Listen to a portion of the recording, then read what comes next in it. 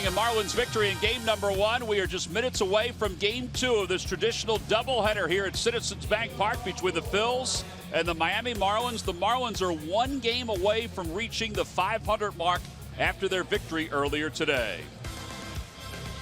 Hi, everybody. I'm Tom McCarthy along with John Kruk. He's rested and ready to go as we get set for this ball game. I'm not sure if he's totally rested, but he's ready to go for tonight's game. All right, so a lot of home runs in game number 1. This was a good game up until the big inning by the Marlins. Yeah, it really was. And, you know, the power was on display. You know what the Marlins can do. It's good to see Hoskins continue what he's doing. Tommy Joseph had a big home run, Cameron Rupp. But, you know, the first inning of this game, it just got off to a bad start for Aaron Nola. D. Gordon on second base. Yelich with the hard grounder past Freddie Galvis, diving for that ball, and he just hustled into second and got there to make it a 1-run game. And then Rhys Hoskins didn't know if this ball was out, but after you saw the replay, watch it bounce up there into the shrubbery and come back out in the field. We might want to get a little hedge trimmer out there and trim that up just a little bit. But Hoskins with another home run. But then this 5th inning, how hard was this ball hit by Giancarlo Stanton? Gets all the way to the wall, scores another run for the Miami Marlins, but Cameron Rupp ties it up right here, 3-3. Watch his, I mean, that ball, it looked like he was out in front of that ball, but his hand stayed back and he got to it. And then the 7th inning came, and Ichiro, not expected to hit a lot of home runs, but he does have that power in his bat, and we know this guy has more power than anyone in the game of baseball, maybe Aaron Judge. And then Ozuna right here, that was a tracer. I didn't know if that ball was going to be high enough to get out. It got out, and the route started to be prevalent right there in that big 7th inning for the Miami Marlins. And the JT Realmuto's home run late in the game actually put it away because the Phillies did make another run. In fact, the Phillies had 5 home runs in game number 1, 4 for the Marlins. We'll see if the ball is going to be flying the same way here in game 2. I would assume it's going to be. It's just as warm now as it was before. Yeah, it's muggy, and it's going to be carrying, and Nick Pivetta better have the ball down in the zone and change speeds well, or else we might see another game like we did the first one. A lot of strikeouts for Pivetta in his last major league start. He'll be opposed by Urena as we get set for game 2 of this doubleheader. The first pitch and lineups are coming up right after this. Phillies baseball is brought to you by Xfinity. Xfinity X1 will change the way you experience TV. By Toyota. Find your favorite model today. Toyota, let's go places. By Citizens Bank, official bank of the Phillies. Visit citizensbank.com. By Coca-Cola. Taste the feeling. And by Independence Blue Cross. Live fearless. Learn more at IBX.com.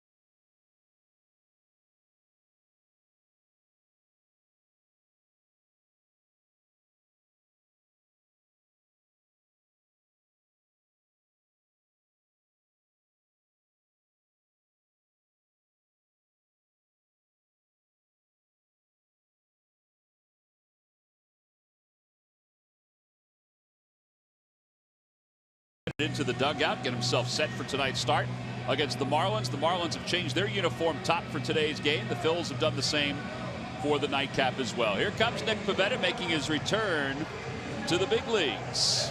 He was only down for a few days. They knew they'd have to use him for this doubleheader, and because of the injuries the Phillies have had, he's been able to come back even quicker than they thought. All right, so let's take a look at the Marlins lineup, brought to you by Xfinity. Xfinity X1 will change the way you experience TV. So the same lineup from 1 through 6. Then the changes. A.J. Ellis is the catcher in game number 2. And Mike Aviles back in the big leagues. He is at shortstop batting 8th. And Urania, the pitcher, will hit 9th. And they'll face Nick Pivetta. Pivetta 4-8 here in the big leagues with an ERA over 6. 99 strikeouts. The strikeouts haven't been the issue. It's really, John, keeping the ball in the ballpark. 19 home runs in 93 2/3. Yeah, and that's a problem, Tom, against this Miami Marlins team, is they do hit home runs. They do have power throughout. You know, the first 5 guys in the lineup can take you deep. You have to make sure that you keep the ball down. You have to change speeds, and you know, we keep saying it over and over. You have to pitch these guys inside, and if you don't, you see what happens. You're going to get clobbered. Yeah, I think we were all surprised in game number 1 that the Phillies didn't pitch inside more, particularly against Giancarlo Stanton, who had a couple of hits, including the opposite field home run. Time now for our Nissan keys to the game. Well, let's try to make him hit some singles this game. Seriously. It seemed like they had just a overload of extra base hits in game 1 against Aaron Nola in our bullpen. So keep the fish to singles and keep going. Rhys Hoskins has been on fire, not only base hits, but hitting the long ball. And it's so much fun to see a young kid come up. We were here. I was here actually the first few games, and he struggled. Finally got that little inside-out single, and then he took off once he went on that road trip. And it's good to see him coming back and still producing those long balls. Yeah, it did. He seems to be so much more relaxed. It was amazing the amount of family he had in San Diego and San Francisco, and he went unfazed by all the family members who came out showing great support of Rhys Hoskins. He keeps doing this. When the Phillies start turning this thing around, he's going to have about 40,000 friends at the games every night. Well, here's D. Gordon to lead things off. Gordon in game 1 was 1 for 5. He extended his hitting streak here at Citizens Bank Park to 9 consecutive games. So the first pitch of game number 2, just shy of 8 p.m. Eastern time, is taken down low, and it's 1 ball and no strikes. Gordon's average at .291 with a home run and 25 runs batted in. Hitting over .300 against the Phillies. That ball fortunately skidded off some pavement before it went up and onto the concourse. And it's 1-1. Marlins are 61-62 after their victory. That's fairly significant, because the last time they were at 500 was back when they were 10-10. They were 10-10 after the first 20 games, and then lost 20 of their next 30. So they've had to climb all the way back. And they are currently 13.5 games out in the National League East. That's the pitch that Nola was able to get Gordon with. Yeah, you know, it's funny because you look at D. Gordon, you look at Billy Hamilton. You know, what are you told all coming up through the minor leagues when these guys are hitting? You can't walk them, so you throw fastballs. You know, neither guy is very adept at hitting the breaking ball. You know, just because they don't have a ton of power, that doesn't mean you still can't throw the breaking ball, because to me it's easier to maneuver a ball offensively off a fastball than it is a breaking ball. Yeah, game 1 he swung at the fastball to start the game, and then after that I don't think Nola threw him another one. Off the hands, looped out toward left, and that'll be a base hit for D. Gordon. And there's the fastball. So many things you can do. You know, D. Gordon didn't get to this level of play he's at by accident. You know, it's a fastball, it's in, but 2 strikes you're protecting. He's not going to try to hit the ball out of the ballpark with 2 strikes. You know, just use your hands and flip something the other way. And now it's, you know, now Nick's going to have to concern himself with the speed of D. Gordon. Yeah, because he's probably not going to be sitting over at first base all that long, although Stanton is up, but they'd love to have Gordon in scoring position. Yeah, but Yelich had 16 hits the last game. First pitch fastball is up and in, 1-0. You saw Alfaro there sitting right underneath the elbows of Giancarlo Stanton. If you're going to pitch him in, you better get it in. If you miss out over the plate, trouble.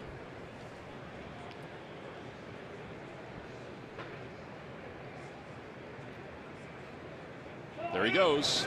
Pitch is hit in the air, shallow right field. This is going to be a tough play. Gordon starts to go back. Now he goes across second base and goes to third, and he'll be there easily. The throw goes toward third base. If you're wondering where the second baseman was, Florimon was covering second base, so he really had no shot to make that catch. No, and Tommy holding D. Gordon on. No, I mean, just in no man's land.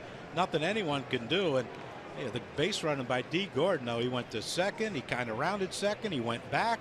Then he stopped, and then he went back again. He slid into second twice, or slid into second once and third on the same play. But look where Florimon is, playing the shift, covering the base. He had to break. Tommy holding the guy on. No chance of anyone. Watch D. Gordon slide, pick up the ball. Okay, he can't catch it. Oh, no, he might. Oh, now let me go. I got to slide into third now. Never seen anyone slide into two bases on one play. Well, first and third, it's some early trouble now for the Phils, and Yelich takes a strike, and it's 0-1. Yelich in game one was 3 for 5. He had a couple RBIs. Oh, he only had 3 hits? Only 3. It just seemed like he had more.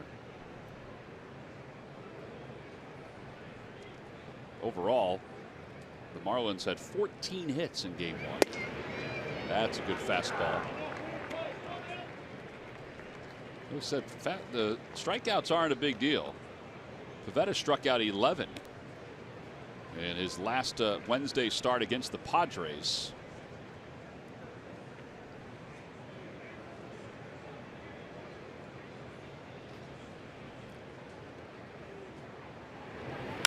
Opposite way, and it remains 0-2. So you just take a look at Giancarlo Stanton's lead. It's maybe 2 steps off the base. He'll take another step or so, but that's been about it. So now you wonder, okay, if he takes a bigger lead, does that mean he might be running here? Well, that's not a. It's not a lead that Nick Pivetta should concern himself with having to throw over.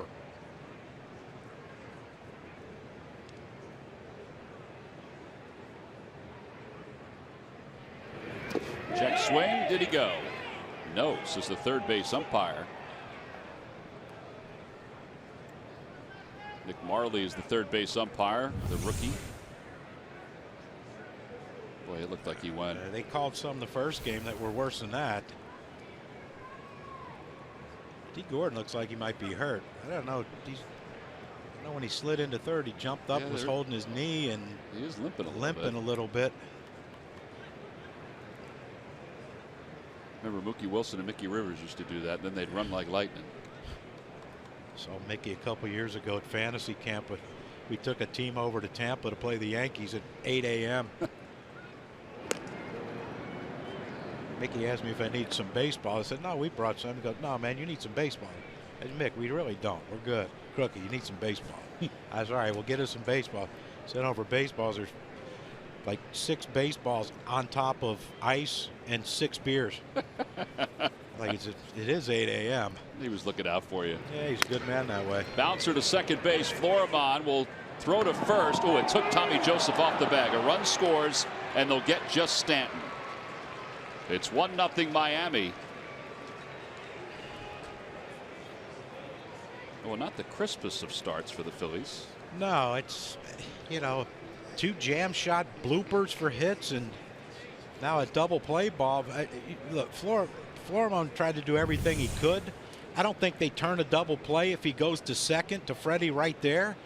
So if he makes a good throw, it's an easy double play. But Tommy has to come off the base. Stanton did an unbelievable job of not allowing Florimon to tag him to get that double play. But like I said, if Florimon makes a good throw to Tommy, it's a double play.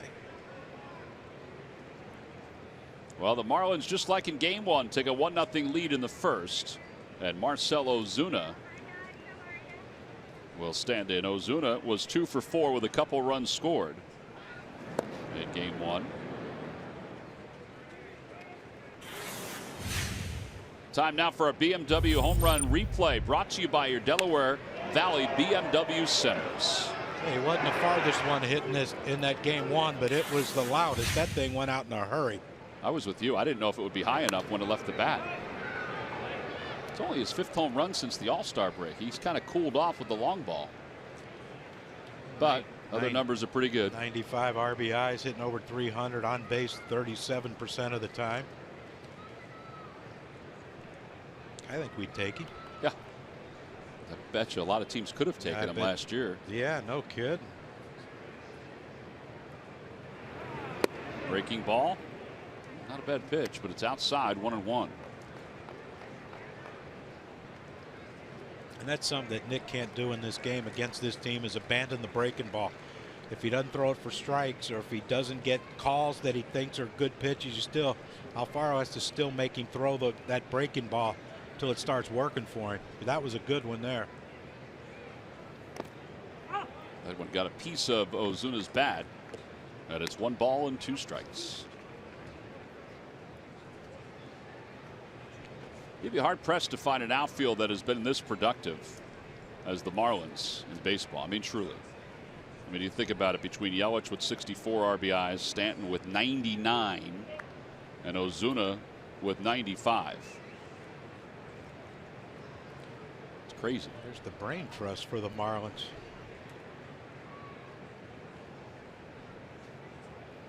Breaking ball and a little high, and it's 2-2. Frank Menachino, Brian Schneider, former Philly great, and Eli, Tim Wallach. Of course, Don Mattingly at the end there.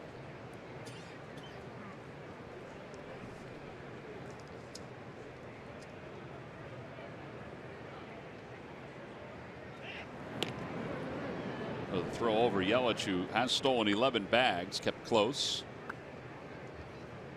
Marlins are now 6 out in the wild card after their win in game 1. Arizona's already jumped out to a 4-0 lead over the Mets. And Colorado's in Kansas City. Fly ball left center field. That is well hit, and it's not coming back. It's going to be a 2-run home run. And the Marlins now lead it 3-0 here in the first. 29 home runs, 97 runs batted in. Well, so much for being cooled off since the All-Star break in the home run category. Yeah, and I mentioned that Nick had to keep throwing that breaking ball.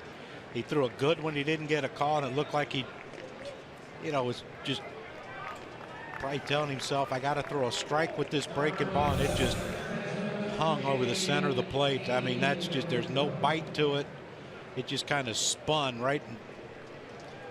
I think if Ozuna didn't hit that ball that far, he'd be really upset at himself.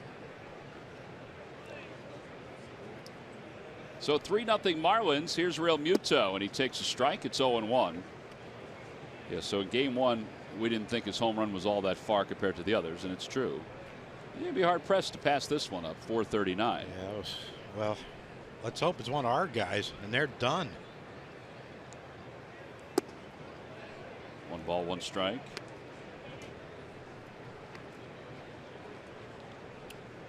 What was that? Must have been low.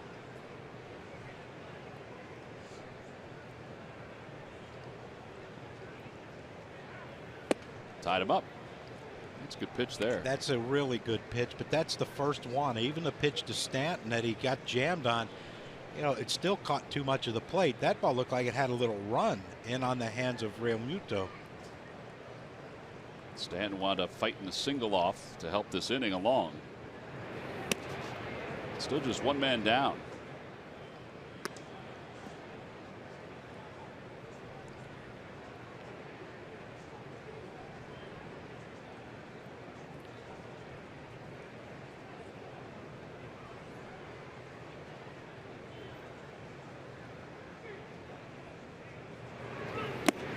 Three balls and 2 strikes to Real Muto. You see that pitch there? That's a pitch Alfaro wanted in, and he bounced it over the center of the plate. And that's, look, he's young. He's got a great arm. But these are the struggles you go through when you get to the big leagues, when you miss that badly with pitches. And you're right about his arm. I mean, 95, 96, 97, and it is free and easy. Yeah, it's not like a, like a closer come in, like all, trying to throw it as hard as he can. It's just coming out of his hand at 96, 97. But, you got to command it. Popped up foul toward the Phil's dugout and out of play. You talk to great pitchers, Pedro Martinez, Kurt Schilling, when they went inside, if they missed in. If they hit you, so be it. You're not trying to hit guys, but you don't want to leak that ball over the plate or else they're going to hit you. And right there's what we're talking about with Nick. Alfaro wants that ball in, it stays over the center of the plate. Tommy Joseph over toward the dugout, and it's off the front of the camera well.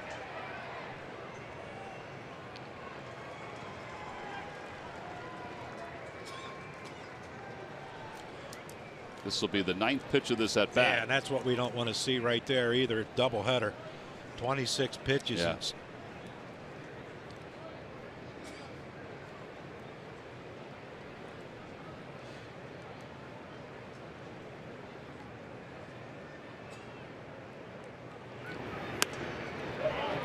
Boy, Real Muto's fouling off a couple of tough pitches here.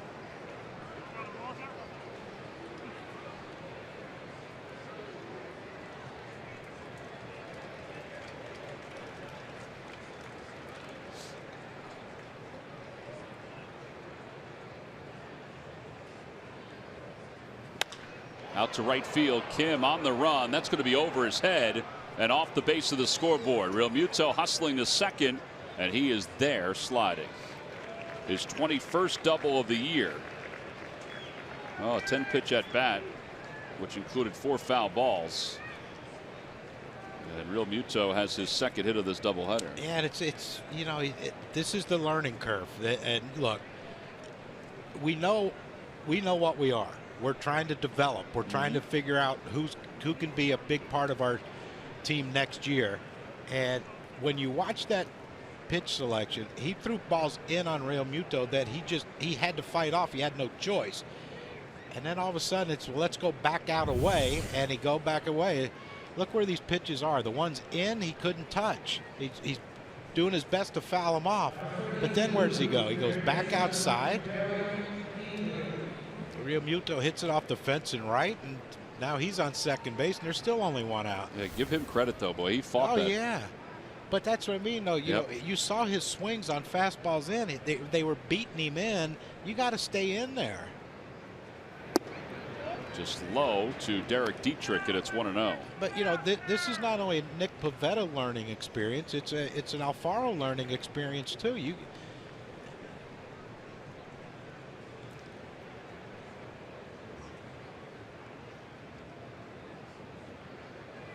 And now a meeting between Alfaro and Pivetta.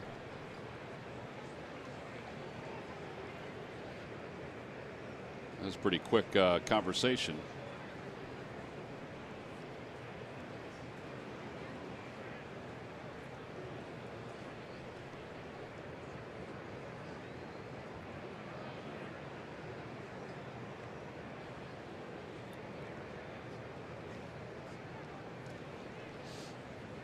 One ball, no strikes.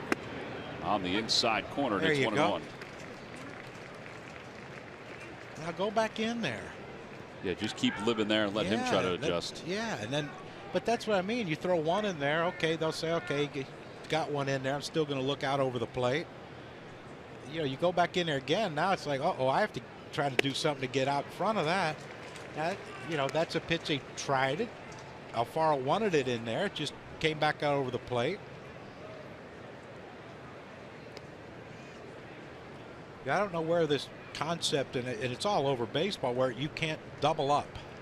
It seems like, well, we got to trick him now. We threw one in and he backed out of the way. Now we have to trick him with something away, a breaking ball or something. Oh, there's a breaking ball.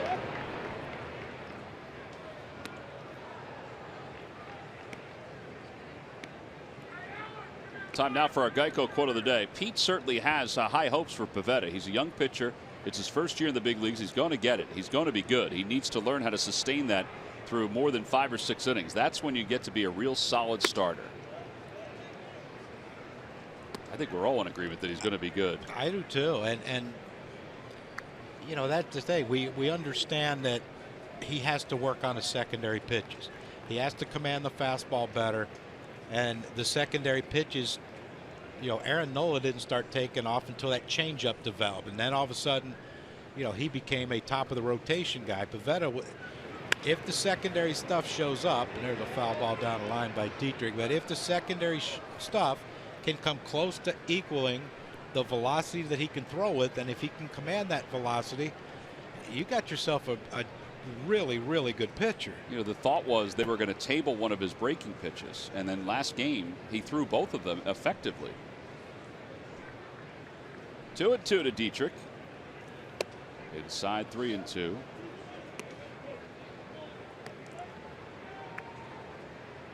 Wow, this is already a 35 pitch first inning. He got 10 pitches to the last hitter and 7 to this hitter.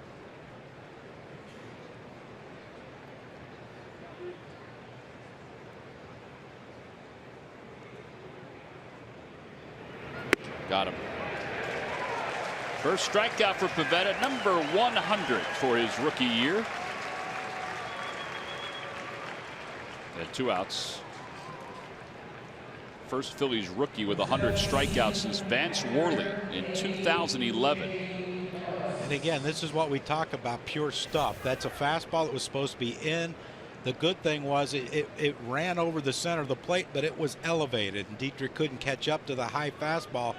If that ball's belt high, though, you know, you're looking at another gap ball probably. A.J. Ellis, the hitter, takes a fastball outside. A.J., who played at the end of the year last year with the Phils, was a very smart catcher, always has been. He was Clayton Kershaw's guy, wasn't he, out in Los Angeles? And I know hadn't really slowed Kershaw down any. I thought there was a chance he'd go back there after last season, if only to be the backup. Dodgers don't really need any additional help, although yeah, Granderson's kind of helped out. Yeah, they're doing okay. Pretty solid year so far. They might get in. Yeah, you'd think that maybe this was one of those where, you know, you bring A.J. Ellis back, he catches Kershaw once a week or twice a week, whatever, and you know, it's like when Greg Maddux had his own guy, and he said, look, I knew Javi Lopez was going to get a day off once a week or twice a week, so why not just let the backup catcher catch me?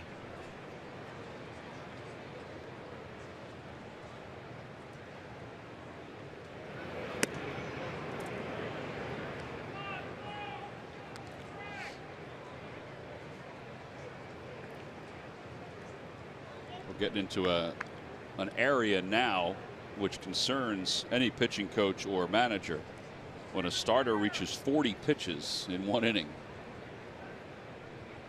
I don't think he's not grinding it out mentally. Pete and Bob McClure thinking, all right, who's available and how long can they go? Well, that's part of, I mean, listen, Pinto gave up 3 runs. Terrian gave up 2, but they only used 2 guys out of the bullpen in game 1, so they've got plenty. Adam Morgan. Leiter's going to start tomorrow. They have Rios, who just got brought up.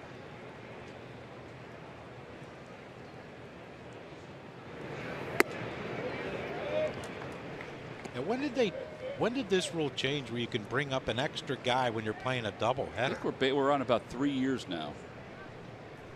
See, that's what happened when you just did Sunday night games. You didn't have to worry about the day-night doubleheader. Yeah, but I mean, I don't get it. It could be a player too.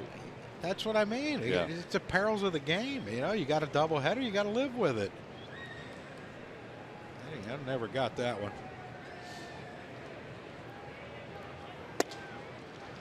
Like, there's been guys I've seen that have pitched the first game, and then when it's that split doubleheader thing or whatever it is, day-night doubleheader. Yeah. Pitch the first game, and then they get sent down after the game. Somebody else shows up. Yeah. Pete's taking care of this call. That's a call he didn't want to make. Getting it ready. That's what we're saying. I mean, it's the 3-0 game. That's troublesome by itself. But it's also the 42 pitches.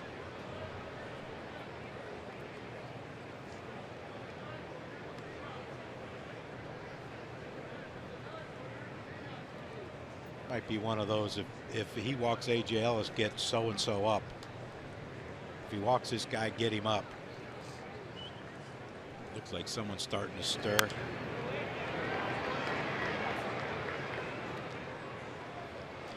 And well, it's Ramos who's starting to stretch. And that's the thing too, with a guy with a good fastball, you do get a lot of foul balls.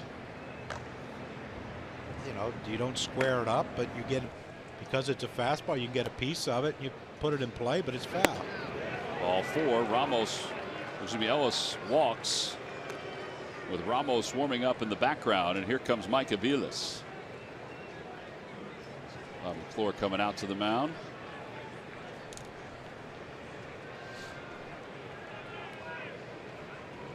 Well, this is definitely a stall tactic, but it's also given Pivetta a chance to take a breather after 44 pitches. I think that's more important now than getting someone warmed up, is getting him a little mental break right here.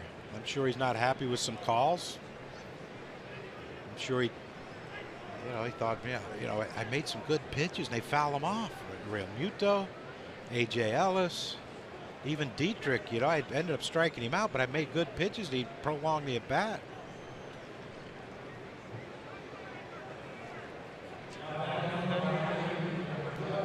All right, so this 24-minute top of the first will continue with Mike Aviles coming up. So what you're saying is we should just hunker down and hunker down. Good thing they brought in those cheeseburgers, huh? Yeah, cheeseburgers and crab fries. It's a way back Chicky and Pete's combination. All right, so Aviles up, hitting 280. Takes a breaking ball. Should be hitting 237. Takes a breaking ball for a strike, and it's 0-1. How about these last 3 batters, though, John? 10 pitches, 8 pitches, 8 pitches. Bouncer left side. Charging is Galvis, and that will finally do it for this first inning. It's a 46-pitch first inning for Nick Pivetta. It lasted 25 minutes in normal time. We go to the bottom of the first. It's the Marlins 3 and the Phillies coming up.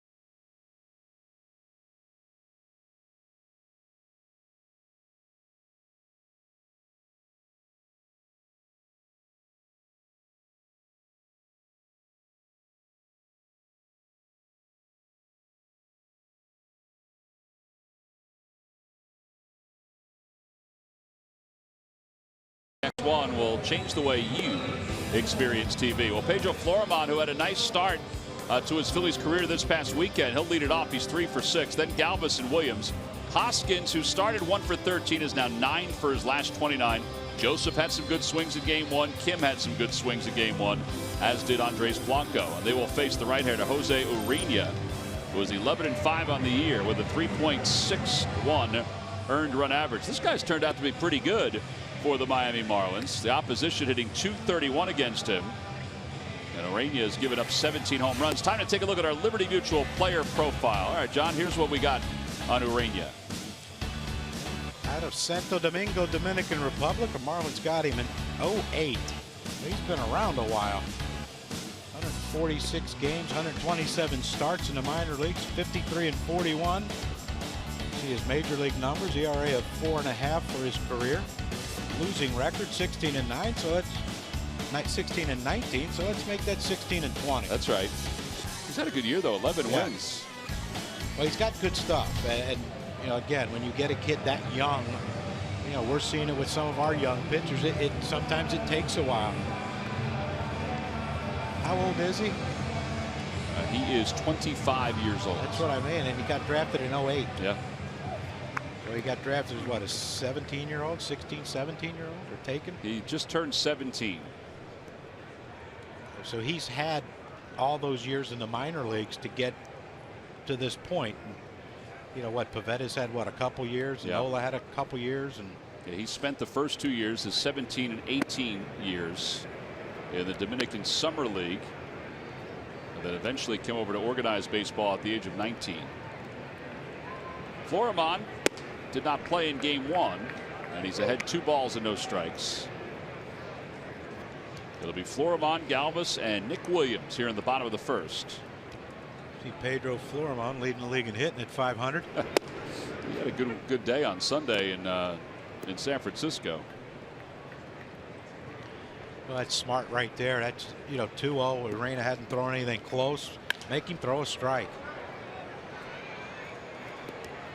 Florimon, as it turns out, is one of the older players in the Phillies roster. He and Garcia and Blanco. Did he take that away from us with his call up of the youngest team in the majors? Nope.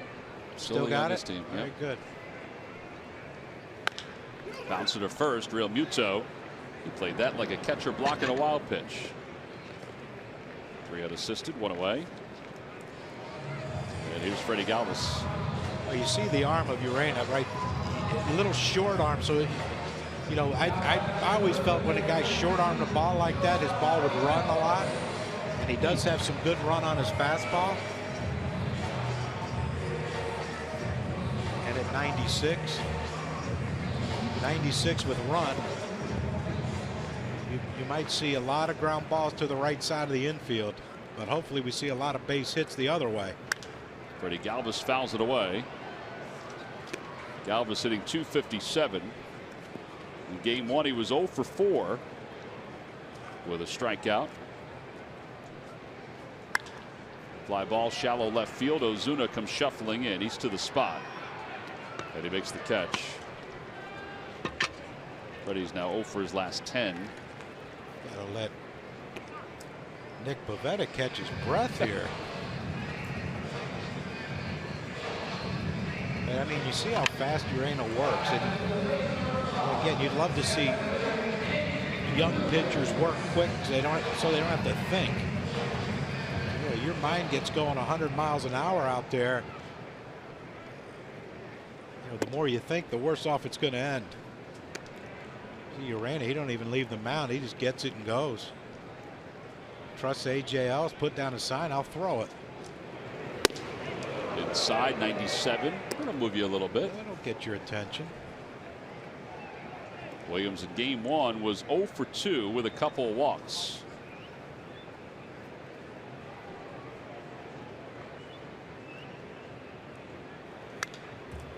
Two and 1.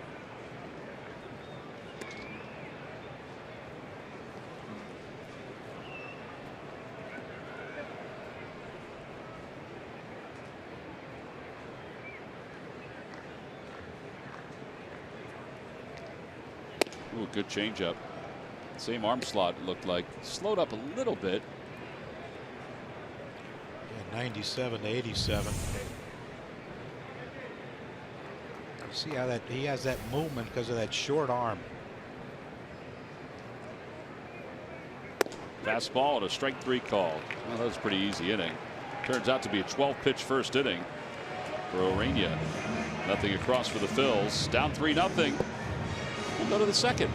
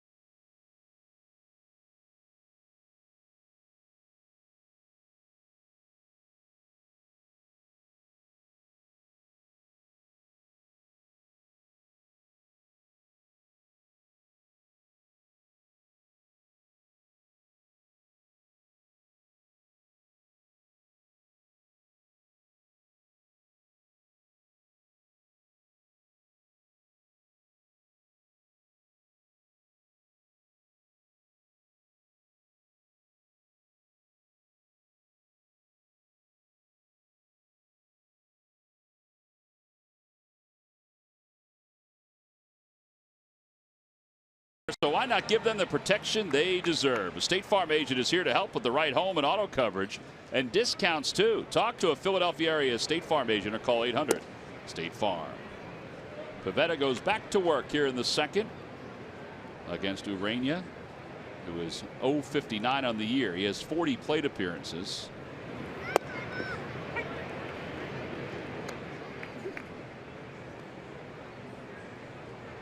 (18 strikeouts). He is 2 for 34. It doesn't look like he's too interested in this part of the game. No, I think he can lean toward 19 strikeouts if you make a pitch here. If he throws a strike, I'm assuming. Oh, no. Oh, boy. Why? Off the glove of Tommy Joseph. I mean, he wasn't even close to that fastball. Not even close. And you throw him a breaking pitch.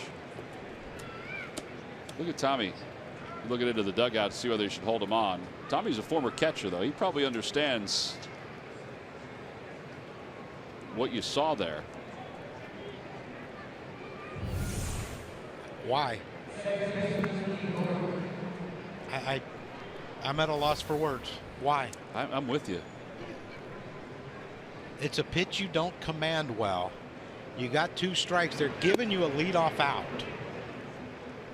Okay. 7th career hit. And what you're explaining here, it's pretty clear. I mean, he was not even close to the 96 or 97 mile an hour fastball. And you hang a breaking pitch. And he wouldn't have been close again.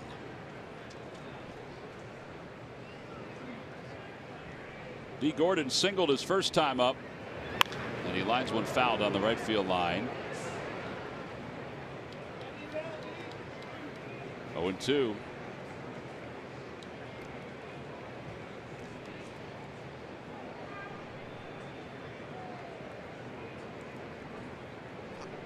I'm at a loss. Yeah. That was.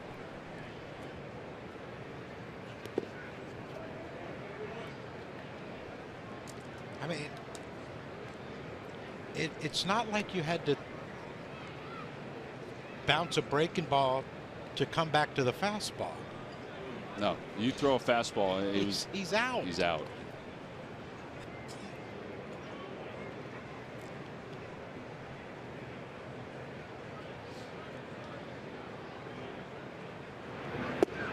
Off the outer edge, 2-2. I mean, you have, as we mentioned, 2 young players. But that's we need to get away from the youth thing, and you know, that's common sense. You got a pitcher who can hit. You got a pitcher who has no desire to hit. He doesn't want anything to do with the fastball. So let's speed up his bat by hanging a breaking ball and letting the leadoff hitter, who's a pitcher who doesn't want to be up there, get on base.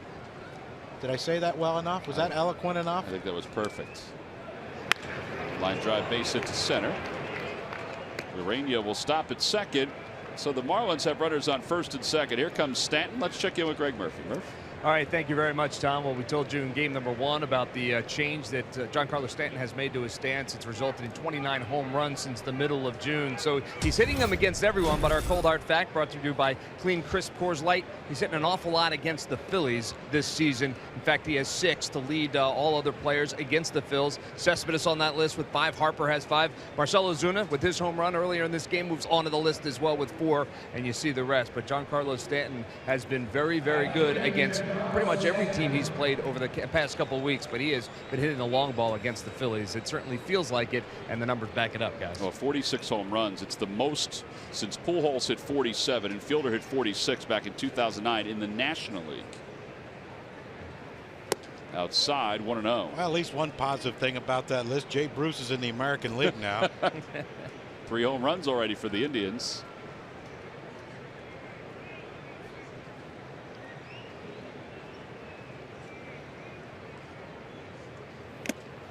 There's a little power on power right there. How about the Indians losing Andrew Miller again? Yeah, I saw that last night, man. It just, they need to get him right, because they're in a good spot right now, but they got to get him right. 1-2. All right, so last 17 games, 2 opposite field home runs, including earlier today. 13 home runs in the last 17. They might as well hit one to right center and get the whole thing covered. The longest one being the 477-footer, Dare Dickey. Well, he's challenging him with fastballs. Yeah, but again, you want to know why the pitch counts at 60 and there's no outs in the second inning? Where was Alfaro sent? He wanted that pitch up and in, and it was up and away. Swing and a miss. That was a spinner. And 1 out here in the second. A mock cheer going on right there. A little bit. A little bit. I tell you what, that's lucky that didn't maim someone up in the left field seats. That's a spinner, like you said, Tom. A hanger. And Stanton, I mean, look at him. You know, he strikes out a lot. He knows what it's like to strike out. He doesn't think that should have been one of them. So now Yelich, who had an RBI and a fielder's choice.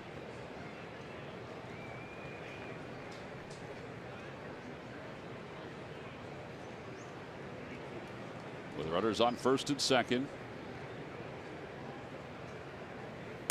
Upstairs, 1-0.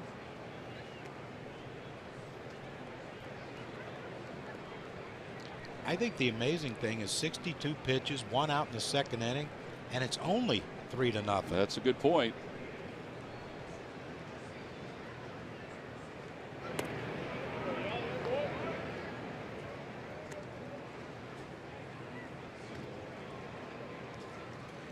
It's a problem. You can't be too careful with Yelich because the guy behind you, he's one swing away from going triple digits in RBIs. Out toward right center field. That is well hit, and it is not coming back. Into the Phillies bullpen. 3-run home run. That's the same section as Ichiro Suzuki. And it's now a 6-0 ball game. Yelich with his 14th home run. He now has 67 RBIs. And Pete McCannon's heading out, and that's going to be it for Nick Pivetta. A very short night for the young Phillies right-hander. It's a season of growth. Well, this has certainly been a game of growth. The Marlins, 6 runs on 6 hits, and we only have 1 out here in the second. So a pitching change here at Citizens Bank Park. Phillies will go to their bullpen. It's 6-zip Miami on top of the Phils.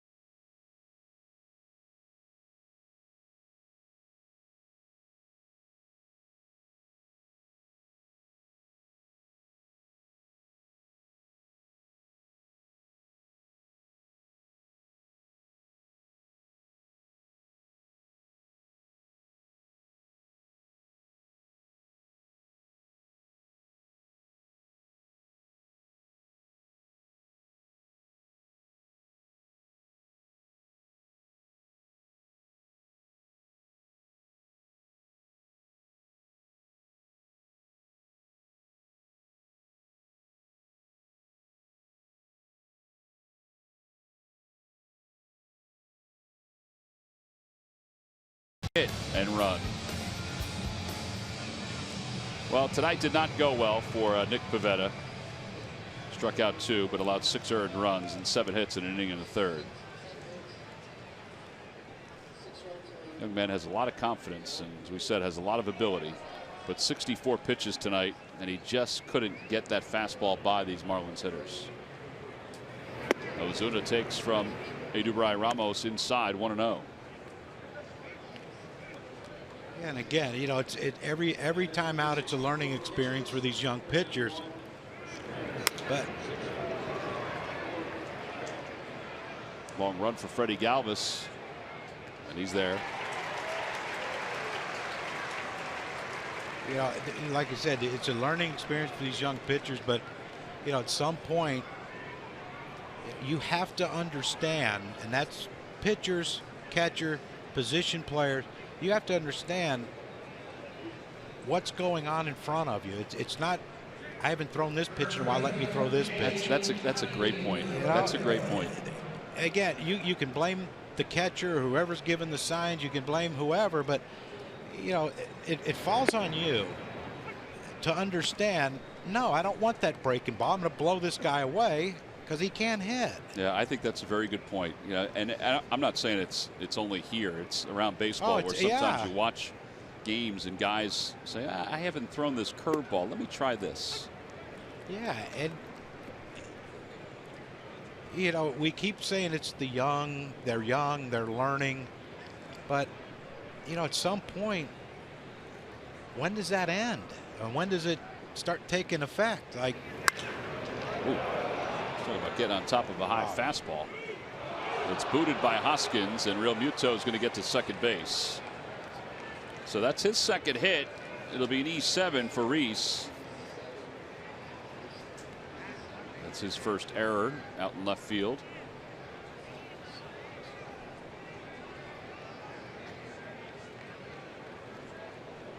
Well, first game back in a while. I'm not doing too well, am I? I mean, that ball was by Andres Blanco, and right there you see where Hoskins got caught in between. Do I circle it and get in front of it, getting it coming in, or do I backhand it? He had a stutter step, and the ball just got past him.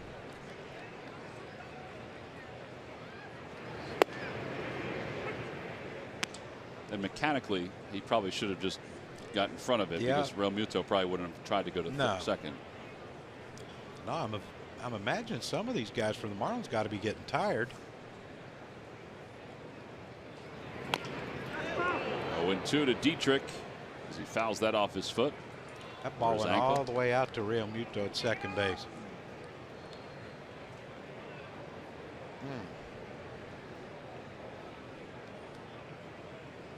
Must not be well liked. No one's going out to check on him. Somebody just yelled, hang with him. Yeah. We ain't got another third baseman. You're in there. Don Mattingly and the athletic trainer are hedging right now. All right, now we'll come out. Yeah, they're stutter stepping. We gave him 30 seconds. Now we have to check him out.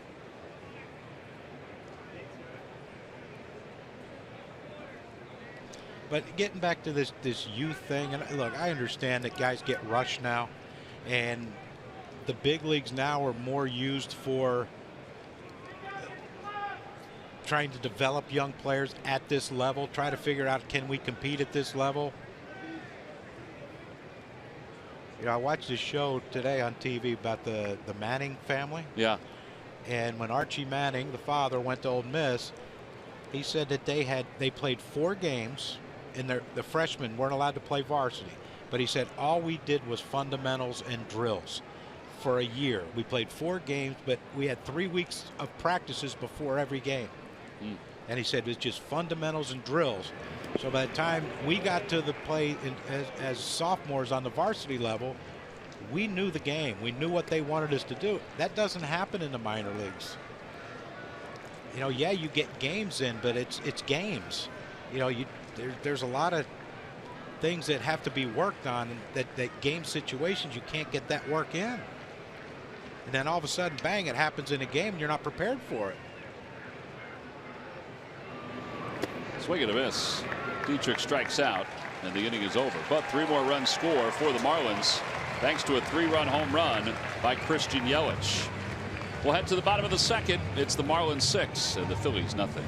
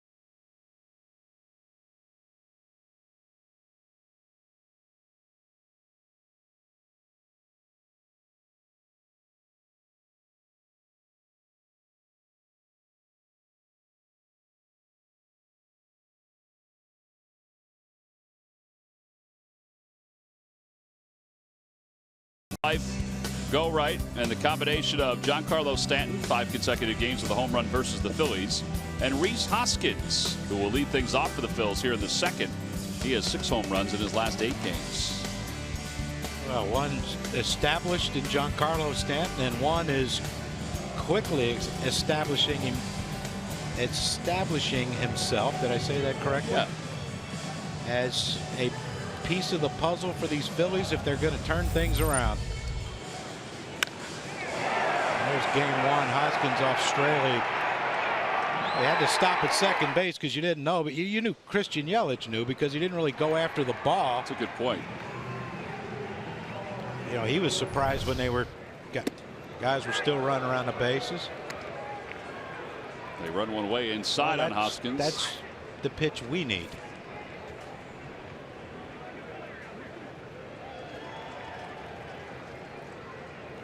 There's Aaron Nola, who in game 1 allowed 9 hits and 7 earned runs. They go inside again to Hoskins. But why are they pitching Hoskins in? Because he has power. You got to nullify power by not letting them get the good part of the bat on the ball. There you go again. 3-0. Pitches in off the plate, but A.J. Ellis is setting in, and Uranus throwing the ball and missing in. That's the way you have to pitch. If you're going to miss to the side you're throwing to. Take it all the way. I bet if it was 1-0, 2-0, 0-0, he might have green lighted him there. Bouncer foul past Sammy.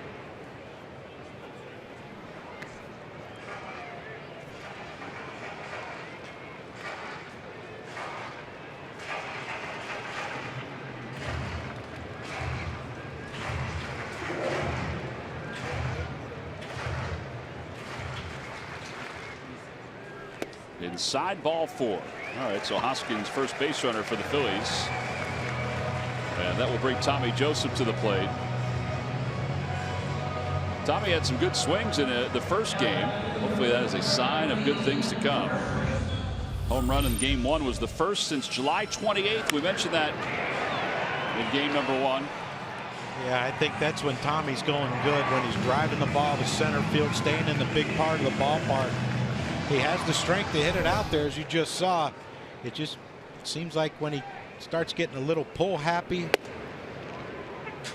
that's when that swing becomes a little disoriented. But like you said, that's a swing that you would have to think that he's feeling a lot better about himself after that one.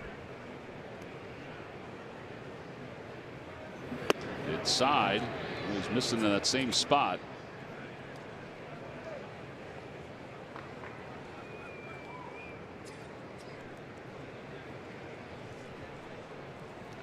There you go.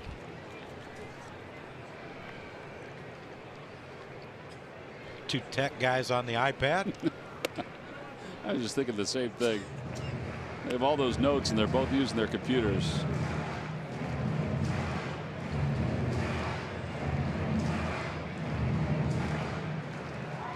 Two balls, 1 strike to Joseph. Outside, 3-1. That's good there. Good. Tommy's been swinging at those breaking balls away, chasing. That's a good take right there. Got to look for something middle in because it looks like his fastball's where it's ending up. Trying to go away, not throw over. You wouldn't think Hoskins would be running here down 6. So although it's only the second inning, but you got a guy who strikes out and Hoskins doesn't run great. Pulled toward third and gobbled up by Dietrich. There's 1 and 2. 5-4-3 double play. And Hyun-Soo Kim is coming up.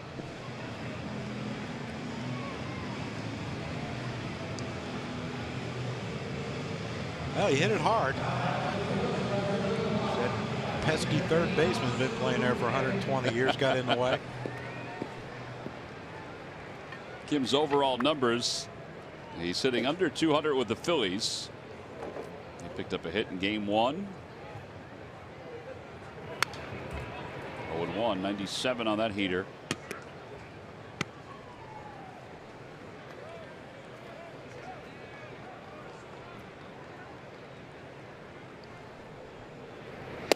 Outside, 1 ball, 1 strike.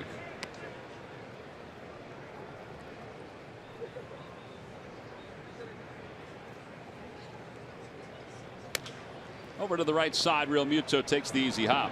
3 unassisted. No runs, no hits, and nobody left. Arena's riding a 6-0 lead. He hasn't allowed a hit through 2. We'll go to the 3rd here at Philadelphia.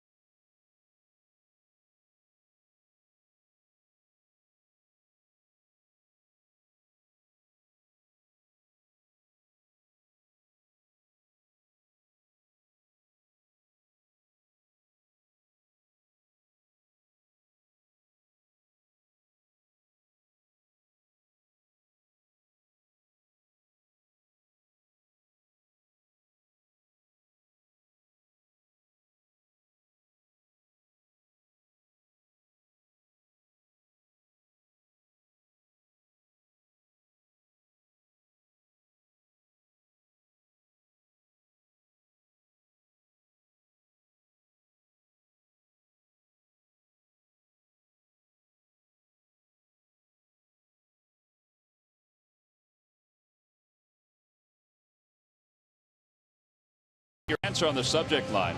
All right, John. Who was the last left-handed pitcher to start for the Phillies? The last left-handed pitcher to start for the Phillies. That's actually kind of funny because I know who it is. Many years we would just say, well, we got Cole Hamels, we got Cliff Lee. Most consecutive games without starting a left-hander. The Phils have the 2nd longest streak. And A.J. Ellis leads it off. It takes upstairs. First guess. Nice going there, big boy.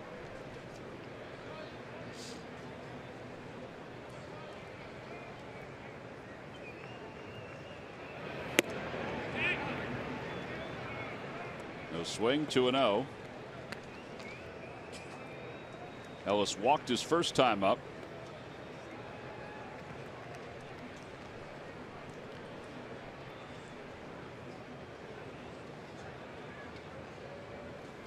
Three balls, no strikes.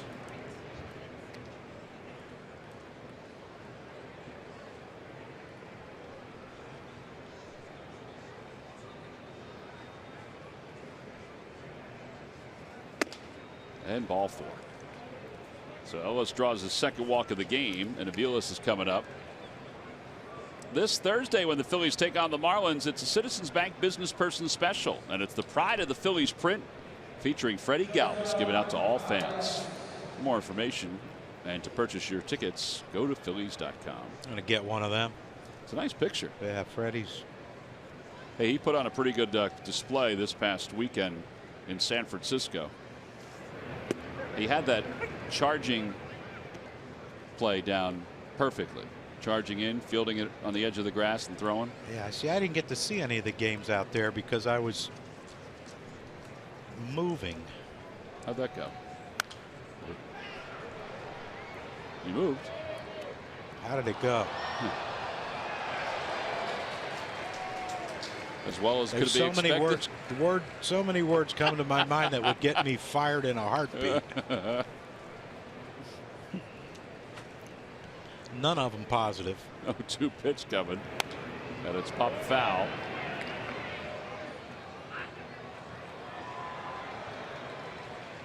But you are all settled now, for the most part. Well, yeah, except I forgot to bring my clothes down. I left them in my car here. Drove the other car down and forgot to bring clothes. So you got a new wardrobe. I mean, it's Florida. I got a new pair of shorts and a t-shirt. Were they to die for? Well, no, because Bull wasn't down there. I didn't get the good shopping. Here is Urania. Well, if they throw him a breaking ball, I'm gonna go out to the booth again, and I'm gonna take them all out. He squares and he bunts it. It dies up the first base line, foul. But it's 0-1. Now, are you moving again, or are we done?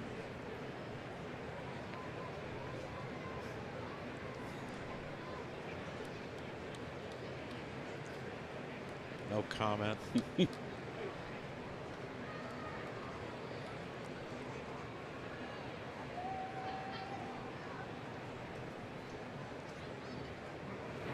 bunts it back toward the mound. Ramos will go to first base. Sacrifice is successful. That's something that the Marlins pitchers can do, can't they? They can. Yeah, that's his 7th of the year. Down. And D. Gordon's coming up.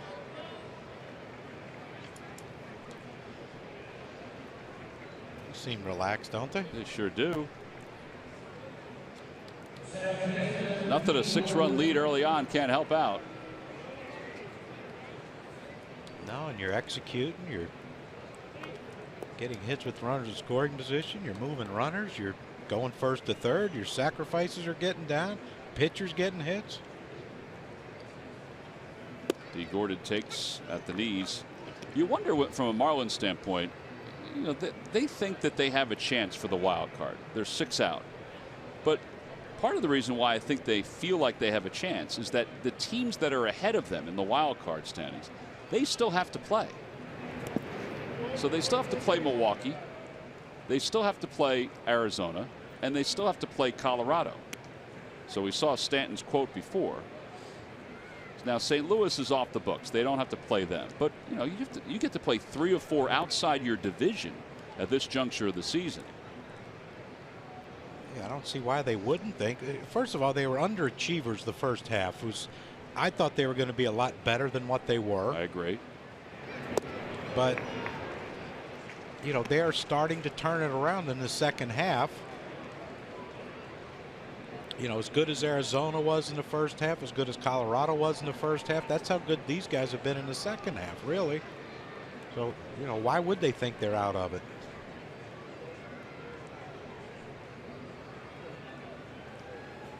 Now, part of it, I mean, think about it. They traded their closer. Yeah. They traded Kohler, who I guess, you know, you can give or take him, but he's in Toronto now. There probably was a point a few weeks ago where they thought, this is over. Well, I mean, we heard the rumors at the All-Star break prior to the trade deadline that Stanton and Yelich could be moved. Ground ball foul. You know, if you're Arizona and Colorado, oh boy, Murph. Murph make that play? Yeah, he did. You break a nail or anything? Okay. Nope, I'm good. I'm good. Thanks for asking. They couldn't have used you at Holy Cross as a defensive replacement? You know, you would have thought the way I picked that. Hey, you know, just to jump in on this wild card conversation, you know, and talking to some of the folks in the Marlins organization, at the All-Star break, these guys were double-digit games back in the wild card and not even in the conversation. And now you look, and there's only 2 or 3 teams ahead of them. There's 6 out, and they've begun to keep track of those other teams. You know, Straley said that over the weekend he was actually scoreboard watching. They're at the point now where they think they're in it. They believe they're in it, and the way they've played, they've made up about 6 games in the wild card since the All-Star break. And, you know, with 6 weeks still to play, there's no reason why they shouldn't think that they're in it at this point. And you got to wonder, Colorado and Arizona, how demoralizing it is that they're, what, 20 games out? Yeah, they've basically been between 12 and 15 since the All-Star break. And now, as play begins tonight, they're 20.5 and 21 games out in the division. It's unbelievable. Gordon floats it out towards shallow center. Nick Williams took a step back, but he's there. And the inning is over. No runs, no hits, and one man left. We'll move to the bottom of the third. It's 6-0.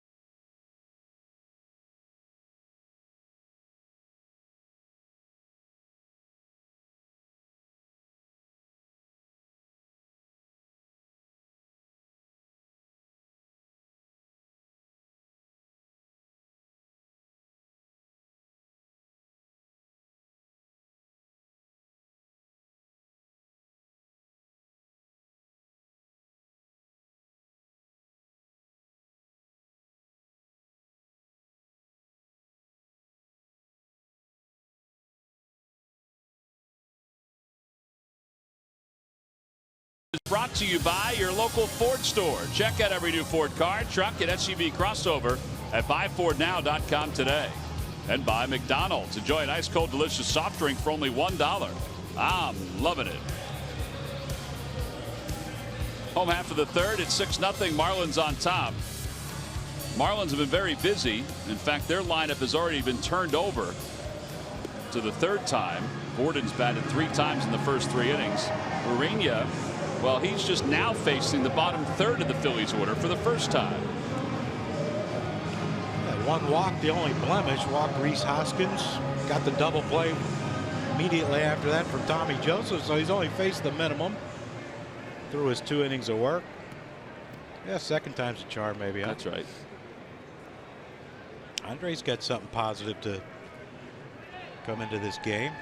His home run. And now getting a chance to start. He takes a strike. It's 0-1.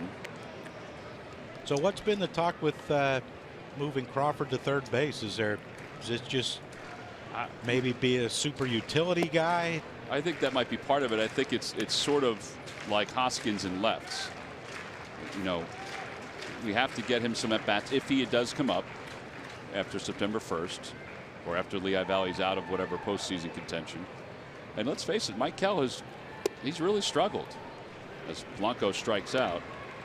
And, you know, Freddie has not struggled both offensively and defensively. So maybe you just try to see if you can look at his bat, even if it's a third. He's athletic enough to play third. And hopefully Mike Kell adjusts at some point and is able to find what he had last year. Even a semblance of what he had last year. I know they were talking about, you know, this has nothing to do with Franco and this is just moving Crawford over. I've heard that before, but you know, at some point, you know, again, you're well into the second half of the season. The season's winding down. If you can't self-motivate to light that fire under, and we know McCall is trying. He's trying to do everything he can. It's just not working. 2-0. Well, we were talking about this in game 1, and we could probably touch on it when he's back in the lineup a little bit, but he's swinging at a lot of first pitches. Well, a lot of bad first pitches. Correct. It's fine if you're swinging at a good fastball first pitch. There's a base hit by Alfaro. First hit of the day. Phillies have a 1-out base runner.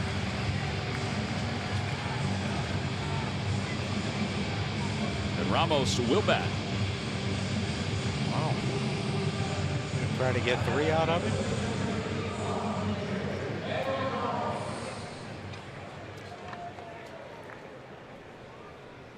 Ramos has 1 plate appearance. It was a walk last year. That's it.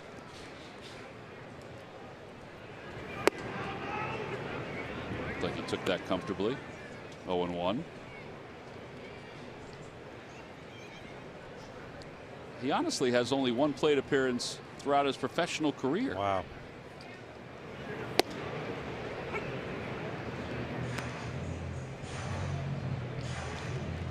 AJ Ellis is making fun of him. Yeah, but maybe he's going to look at this at bat and say, you know what? This ain't easy. You know, this could help me pitching. Well, if only it was that simple. But I think that's what you said before about Urania. I mean, that's all he saw were fastballs there. Some guys you don't have to trick. And you take advantage of that. Normally it's the pitcher.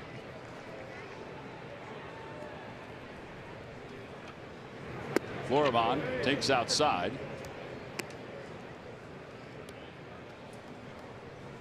Today's Lucky McDonald's Phillies home run jackpot contestant is Jose Alberto Rodriguez of Pennsauken. Phillies hit a home run in today's ball game. Then Jose will win $100. McDonald's, enjoy an ice cold delicious soft drink for only $1. I'm loving it.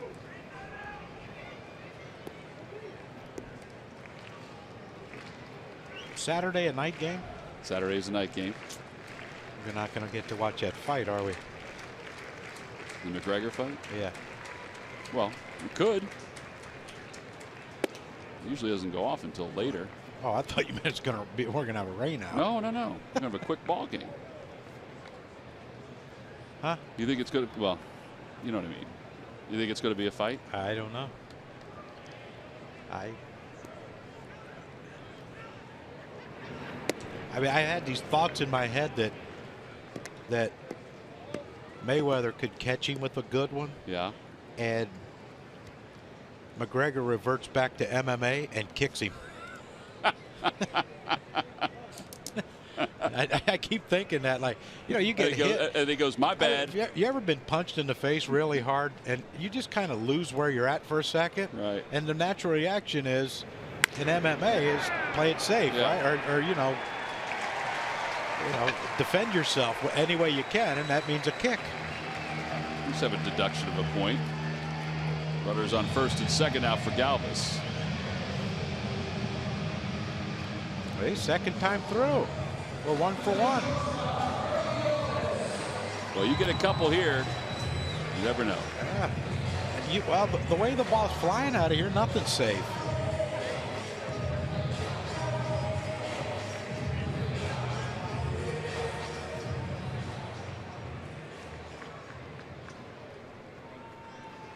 Freddie flied out to left his first time up.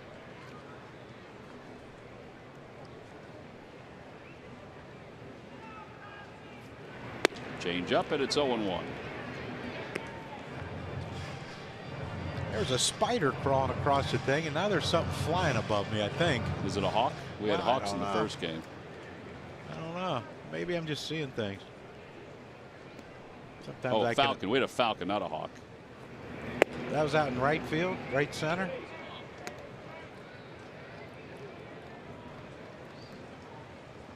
was a falcon. It wasn't a hawk. Same thing. Bird. Did you say a bird?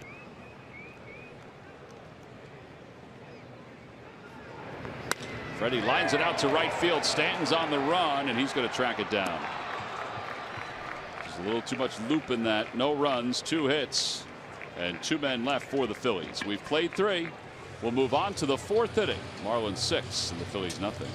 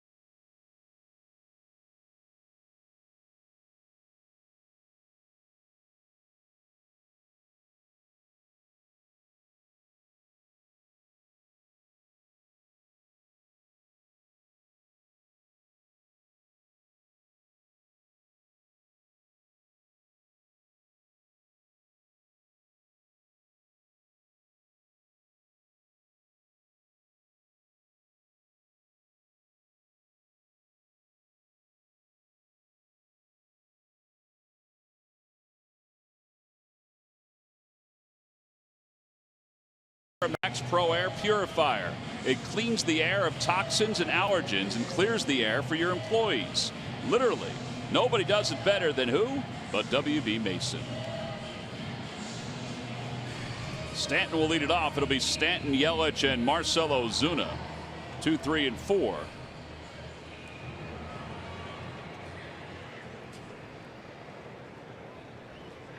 Giancarlo is 1 for 2. He has 99 runs batted in, and he is 1 RBI away from reaching the 100 RBI mark for just the 2nd time in his career. I think that's a little surprising that he has not reached 100 RBIs more than the one time back in 2014. It is surprising. Fouls it away, and it's 0-2. What do you think about this stance, John? I've never been a fan of having that closed a stance. You know, but yeah, this is the total opposite of you. It really is, but and that's why I think you have to be so conscious of the pitch in, because you're so closed that you're going to get swings like that on breaking stuff. Well, it's the 2nd time he has struck out in tonight's game, and that'll bring Yelich to the plate. Pitch cast presented by Mazda. But you see how he's like, watch how he drifts back a little bit. See how he kind of drifts back with his front side, like he takes a short stride close, but his feet are like he's diving, but his body's saying pull off.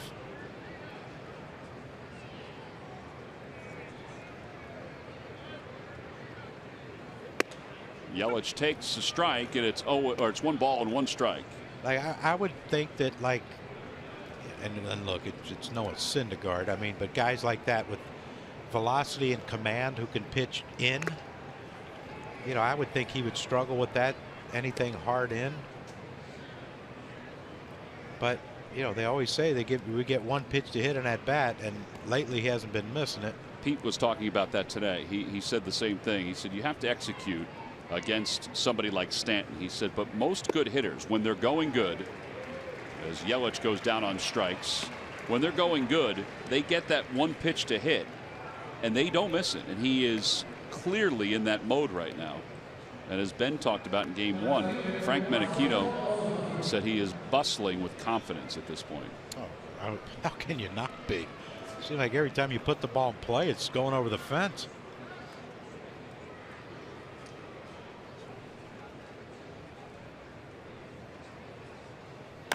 Little tapper to the right of home plate, and Alfaro throws him out. So a clean inning, first one of the night, really.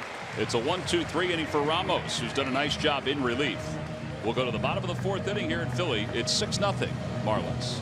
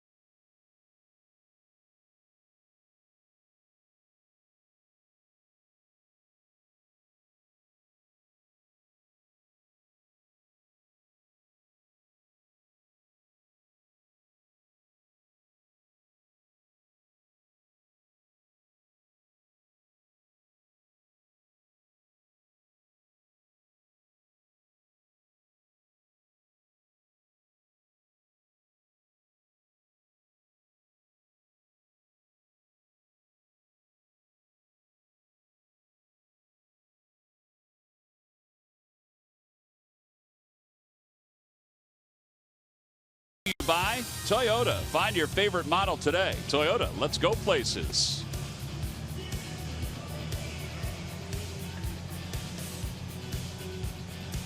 Oh, the Phillies trail it 6-0. So you know how you have a great relationship with your kids, and yeah, you know they have practices and you're away and you want to see how their practices went. Texted my son, how did your basketball practice go today? That's early for basketball. Well, they have shoot-arounds, okay. and he said shot well, but did you see the Kyrie Irving, Isaiah Thomas trade? Let's not elaborate on the on what actually you did today. Let's.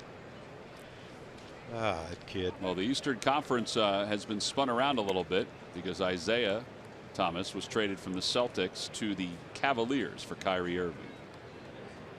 So now you can tell him, yeah, I saw it. That's what I told him. I said Tom McCarthy just showed it to me. Inside, 1 ball, 1 strike. But this is what you like about Urena. You know, when Hoskins was hitting, when he missed in off the plate, and right there a lefty. He wanted a ball in, he missed, but he missed in. Like when was the last time? I can't even remember. When was the last time someone with above average velocity threw a pitch in for a strike and someone hit it hard? Yeah, there are very few that have that ability to guess and then go with something like that.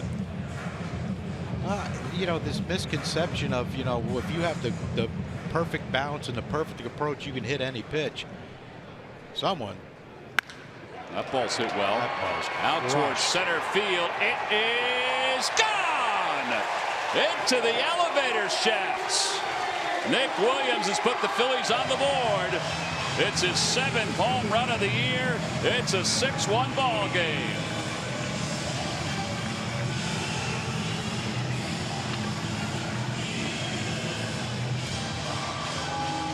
Jose Alberto Rodriguez from Pensacola, you've just won $100 thanks to Nick Williams and McDonald's home run jackpot.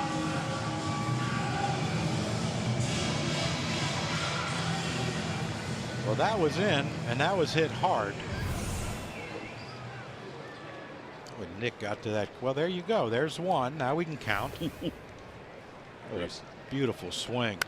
Rhys Hoskins had a hanger and he fouls it away, and it's 0-1. 7 home runs, 26 runs batted in for Williams.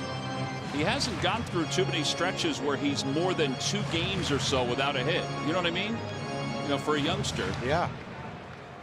No, it's been fun to watch, and like I said, he plays hard every day. Rarely do you see him loafing on a baseball field, if ever. 0-2. He has to work on his home run trot, though. Right here.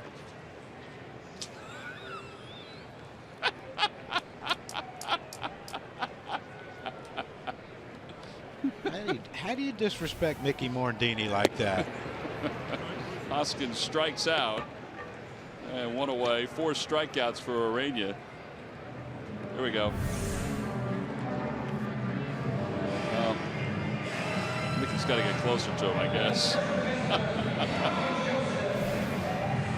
So what you're saying, Mickey got a bad read. Yeah. It's like Dave McKay and Mark McGwire. Remember when McGwire hit that home run and he missed first? Yeah.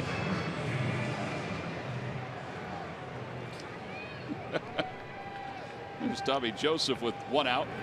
Have to talk to Mickey about that one after the game.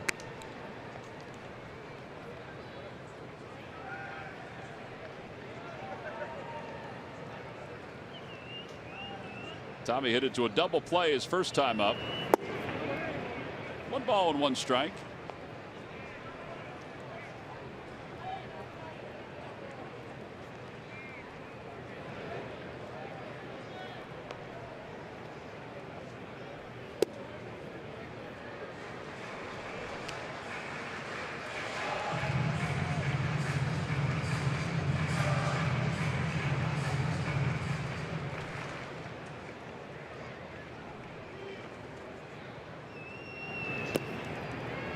Isn't it something? He threw breaking ball changeup to Hoskins, right? Now it's all breaking balls to Tommy. Like, you know, his fastball, he threw a good fastball in. Nick turned it around, and now all of a sudden and he's got a veteran catcher. Over toward third again. Dietrich goes twirling around, makes the play. Well, it's 2 hard hit balls by Tommy Joseph, but right at Dietrich. Again, that pesky third baseman. Why does he have to play there? Like, who thought there would be a lot of balls hit right at someone when they were inventing the game of baseball? We'll put this guy here. It's like those fairway bunkers. How do they know where to put them to where you're going to hit into them? Whoever designed both. Geniuses. They had mad geniuses. Unbelievable foresight. Kim takes outside, 1-0. People do say that about the game all the time. Who decided that 3 outfielders are going to be spread out like that? Did you see Joe Madden did against, I think it was Daniel Murphy? 4 outfielders. I read about it. I didn't see it. Yeah. Did it work? No. Murphy hit a grounder down the first baseline for a double. Reinventing the game. That's why Abner didn't want the 4 outfielders. He tried it. But, you know, with all this launch angle thing, you have to think that at some point maybe this could be a part of the game now. 4 outfielders. Thought they were playing softball. Murphy came up and said, "That's a doubles guy. I'm going to cut off the gaps right here." And then he just doubled down the line. Yeah. 3-2. And it did. They had the right fielder was over, shading toward the line. The center fielder was over, or whoever they put out there, in right center. There's someone in left center, and the left fielder was moved over toward the left field line.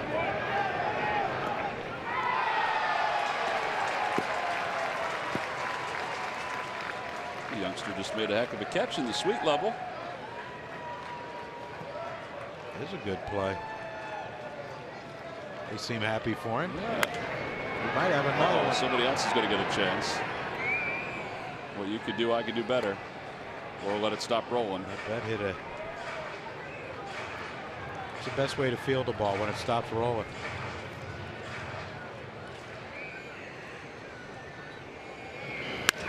The liner to center field. Yelich will let it drop. He plays it on a hop. Kim is aboard. 2-out single. And it brings Andres Blanco up.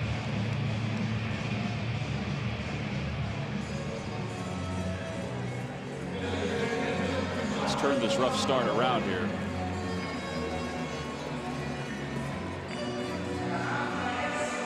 Well, Ramos did his job. He's given us a chance, hasn't he?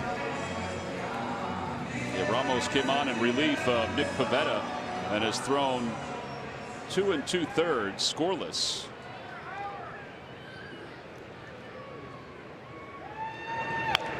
Spinner foul. Bet that burned his hands when he tried to catch that when that guy down there. That ball was spinning so hard. You know, people ask me why players smell the bat. If you foul a ball off the top of your bat, you foul it back. Depending on if the seams hit it, how the seams hit it, it burns. And you can smell. Like I used an unfinished bat, and there was times when I would see burn marks on the top of my bat if I'd foul one off, and you can smell it. It smells good. Well, I have to admit, I don't remember seeing it, let's say when you played or even 10 years ago. It's only been recently that I've seen guys do it more often. Yeah, I don't think I ever, like some of the guys, stick their bat up to their nose. I could just smell it normally. Change up, 1-2. Unless I was putting swimmer's ear stuff in my nose, and you couldn't smell anything.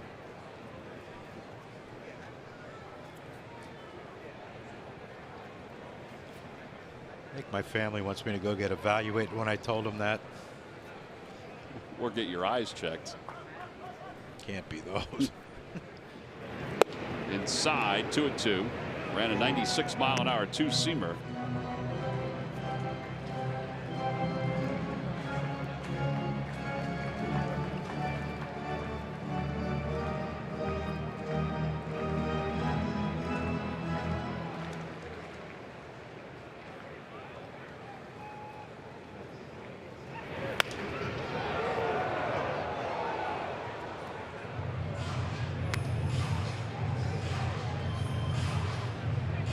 Them balls come whistling up there.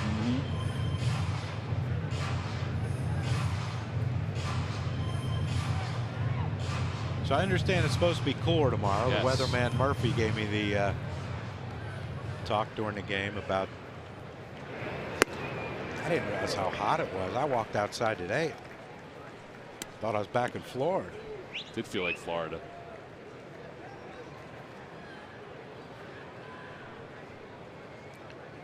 Now,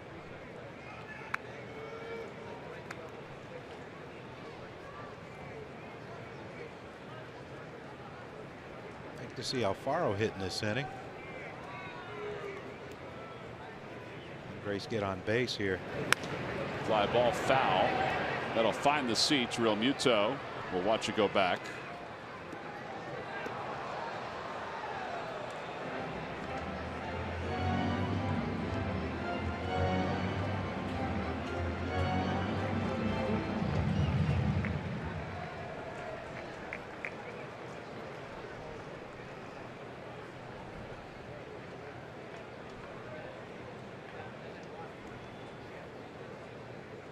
Runner goes.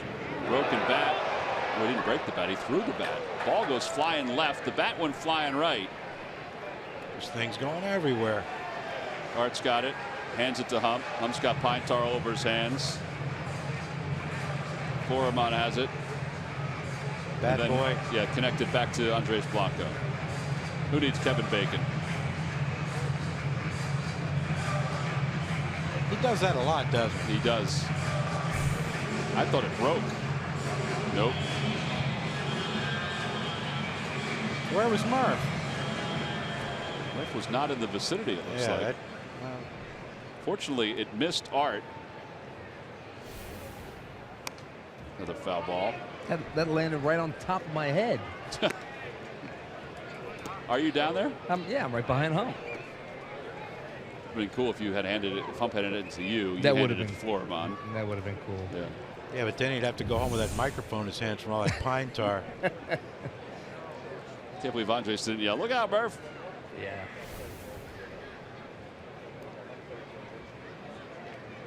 Runner goes again. The bouncer foul. Oh, Mickey.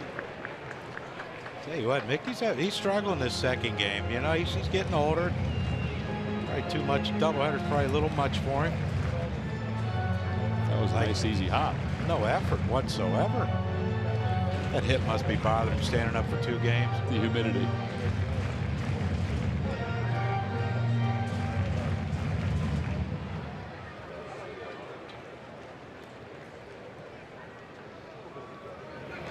Another foul ball. This is like the Marlins' first inning. Except we ain't scored yet. Well, that is a good point. Oh, we scored 1. I forgot that was this inning, right? Tell you what, old Kim's got to be a little worn down right now. Second game of a doubleheader, and he ran 4 times in a row.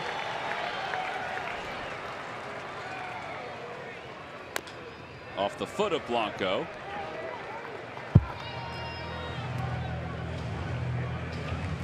Well, the one thing you see in this situation is the more Kim runs, which he has to, 3-2, 2 outs, the slower it takes him to get back to first. I mean, 3 or 4 more foul balls, he might need Mickey to help him back. 33 pitches this inning for Orania. Pop foul again. I hope this at bat never ends. He's got his helmet off now. Yeah, he's dragging. I tell you what, a ball in the gap might not score him. Of course, if Mickey has to go help him, we could be here a while. There's your rain delay.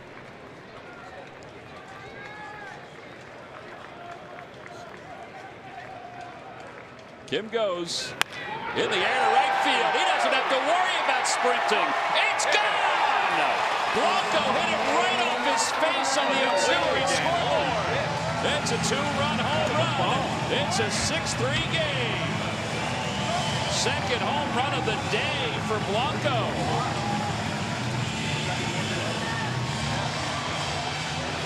That's a 14-pitch at bat, and it ends with Andres Blanco hitting a 2-run bomb.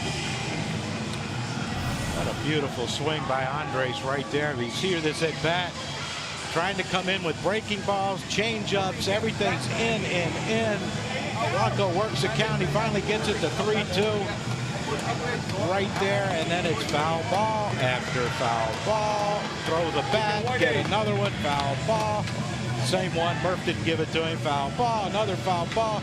Kim needs a break, another foul ball. Kim needs more of a break, and now he really needs a break. Now he can just try. What a beautiful swing by Andres Blanco right there, and the Phils are back in this one. Nick Williams first, Andres Blanco second. Well, we mentioned that during game one, the ball was flying, 9 home runs combined.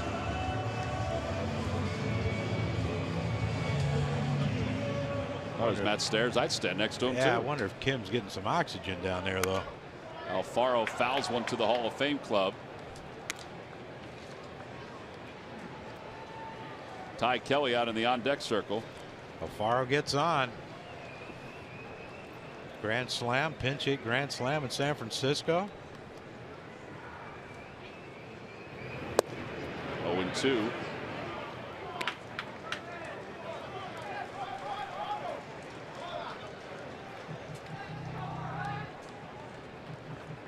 Bench is a little lively. Words of encouragement. I think it was see the ball.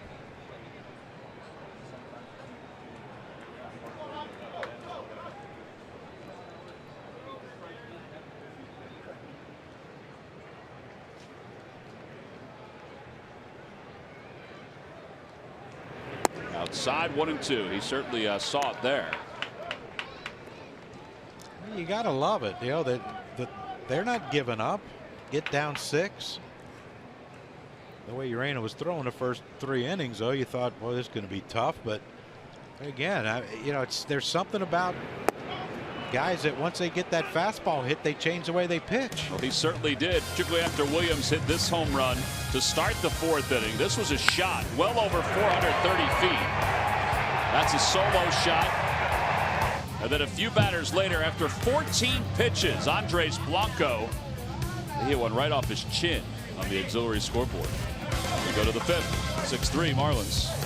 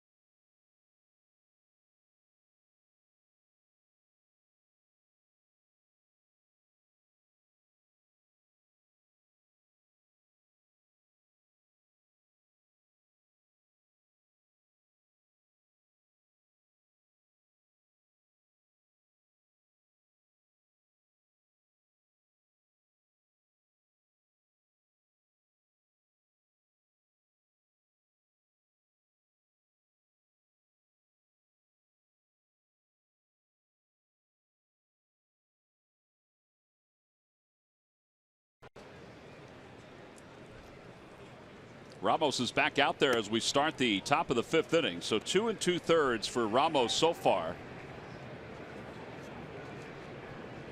But he's facing JT Realmuto, who is 2 for 2, a double and a single. In the dirt, 2-0. Hey, you wonder, though, how much Ramos has left in the tank.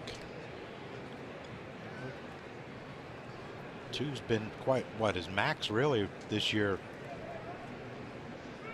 That is his career high, 2 innings. He's already passed that. Only at 37 pitches, though. I'm sure Pete would absolutely love to get him through this inning, and leading off the bottom of the 5th, the pitcher spot.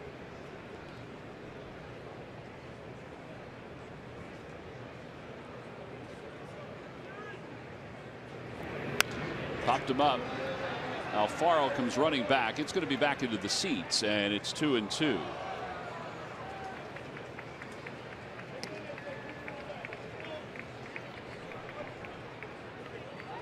This is already a career high in pitches, which is somewhat surprising. 38, but he's a big guy. Can handle it. Well, you know, at this point in the game and the day, because of a doubleheader, it's needed. Now, you don't need a Andres Blanco type at bat right here.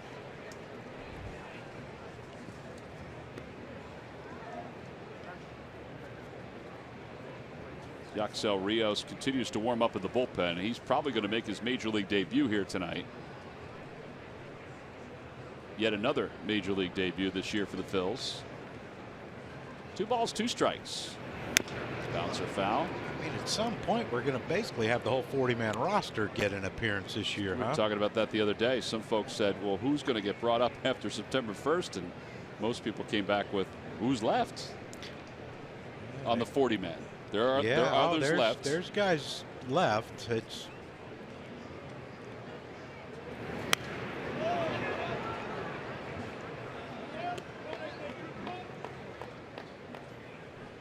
I like this guy. I think he's excellent. A grinder, and you know, he can run for a catcher. He's a good athlete. You see him over at first base, very smooth.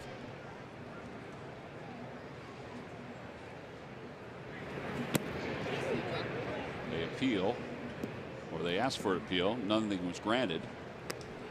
And it's now 3-2. I don't think I've ever seen that. Where they denied it. Yeah.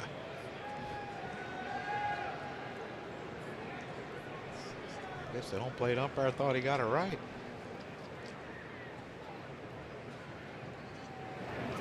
Line drive off the glove of Freddie Galvis. That doesn't happen often. Real Muto's on his way to second. The throw by Williams not in time. Well, that's what you're talking about. That is exactly what you love about JT Real Muto right there. You know, a lot of guys would hesitate coming out of the box, seeing if it's going to be caught or not. And then once they see it's not caught, then they take off. He just took off, and we'll figure out the rest as it happens. But when you look at him right there, he's running pretty hard out of the box. And as soon as he saw that ball get past Freddie, Nick having to play deep because how much the ball's carrying here. But yeah, you wonder if Freddie, if he stayed on his feet, that ball had to be moving on. That could have been a knuckleball too. As hard as Real Muto hit it. Ramos takes or pitches outside, and it's 1-0. Real Muto has been credited with a double, so he's 3 for 3. Bouncer foul, and it's 1-1. Last at bat, Dietrich hit one off his shin, and now he's asked to pull the ball. And see this ball right here. I mean, it looked like it just at the last minute ran away from Freddie kind of hard, but you're right. Yeah, down. it looked like it was knuckling and just ran away from him. Those are scary. Those hard hit balls at you that are knuckling.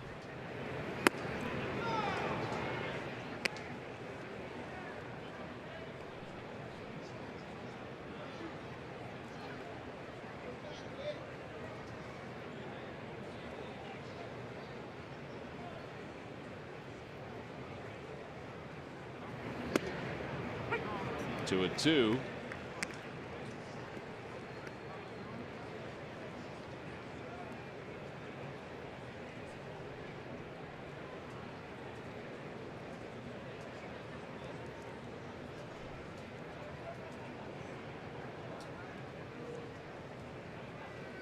Swing and a miss. Dietrich struck out for the 3rd time in tonight's ball game.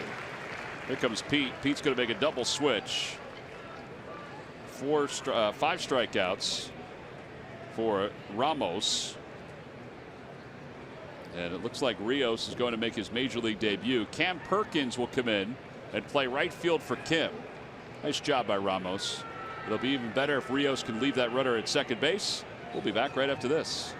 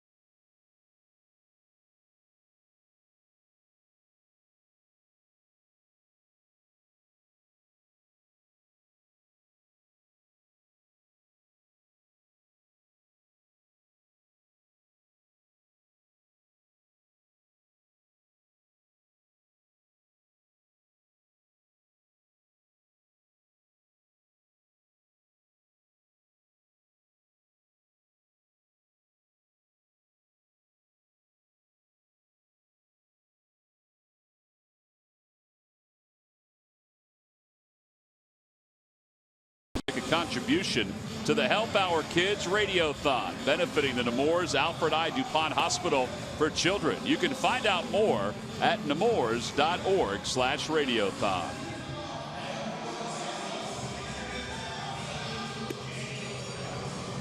One out here in the top of the 5th inning.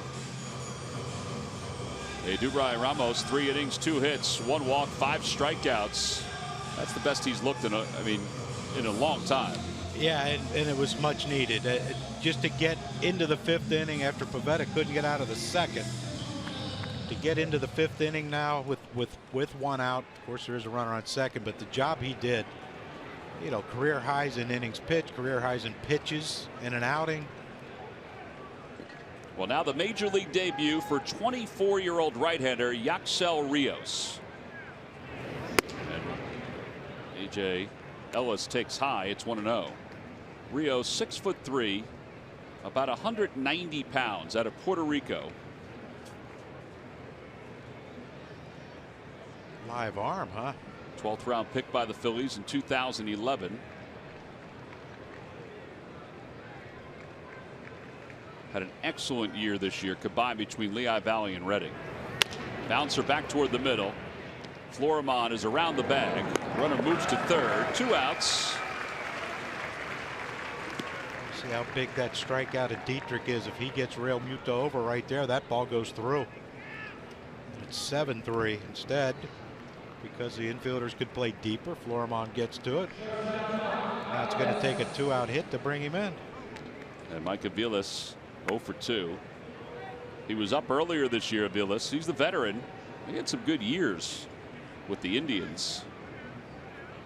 Played for Puerto Rico in the World Baseball Classic this past offseason.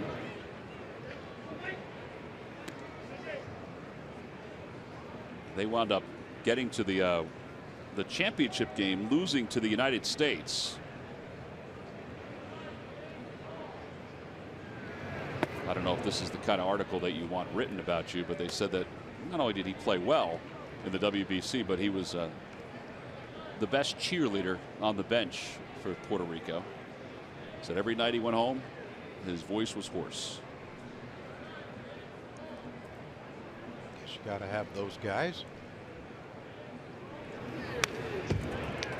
2-1. I just have watched Mike Aviles, Cameron Perkins in for Kim in the double switch. He'll be leading off the bottom of the 5th for the Phillies, but you watch Aviles hit. I mean, he steps in the bucket, and You'd think he'd be susceptible to something in. A bouncer off his foot. I tell you what, if you can't beat him, take a couple down with you. You know, you got Dietrich, now Aviles.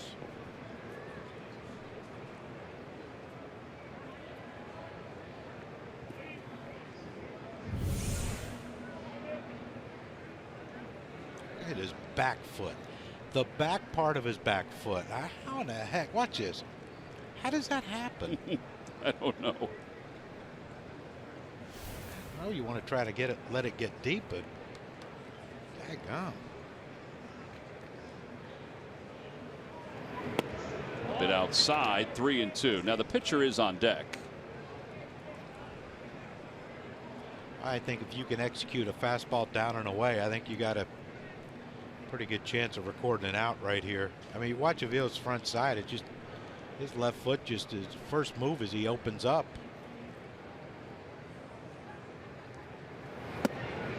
Just a bit low. Ball 4. So 2 on, 2 outs. And Urania will be the hitter.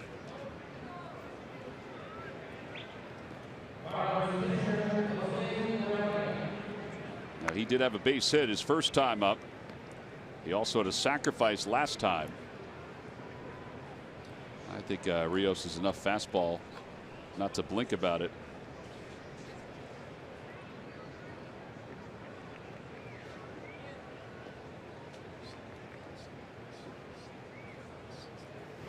Swing and a miss.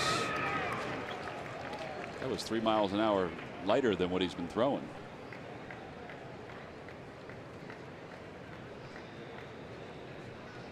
Guess he saw the first at bat and figured, I don't think I need my good one.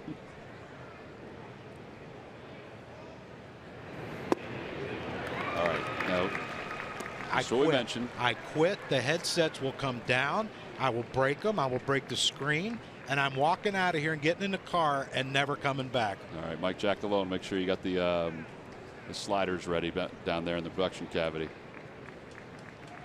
0-2 pitch coming. Fastball on the outside corner. That means John Kruk is staying. Hallelujah. Got him down looking. First big league strikeout for Rios. We have played 4.5 on to the bottom of the 5th. It's 6-3 Marlins.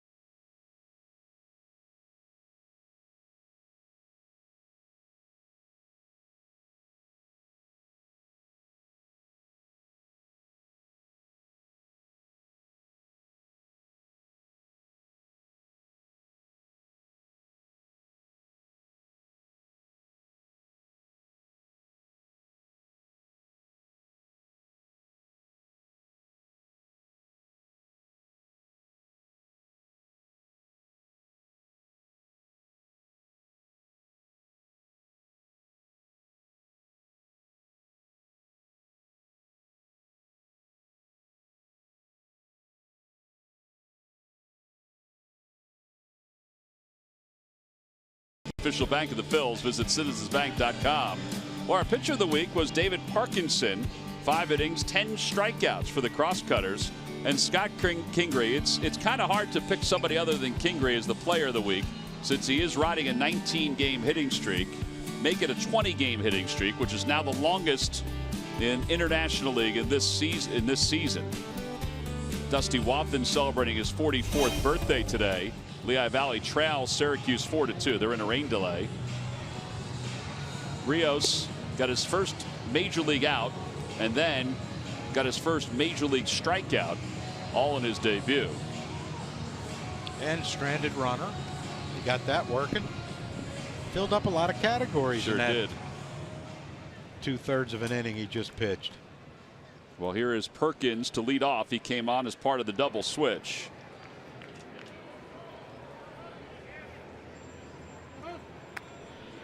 Perkins hitting a .182. And he takes a fastball. It's 0-1.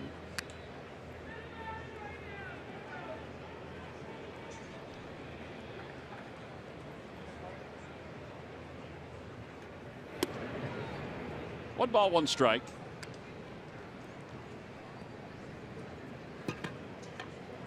Not Real Muto. Give him a break for the second game, and we'll give him a rest and play him at first. 3 hits. I wonder how much of a rest it is. I know you're not getting up and down, but maybe there is a little freedom up. Yeah, I think it's more of a mental. You know, you don't have to. You know, AJ Ellis knows what he's doing behind the plate, so you don't have to concern yourself with that. You're only concerned yourself with catching the ball when they hit it to you, catching it when they throw it to you, and hitting it when they pitch it to you. And he's done all 3 pretty well today. Bouncer left side. Perkins runs well. Waiting for it is Aviles. Throws low. Dug out by Real Muto. He even does that.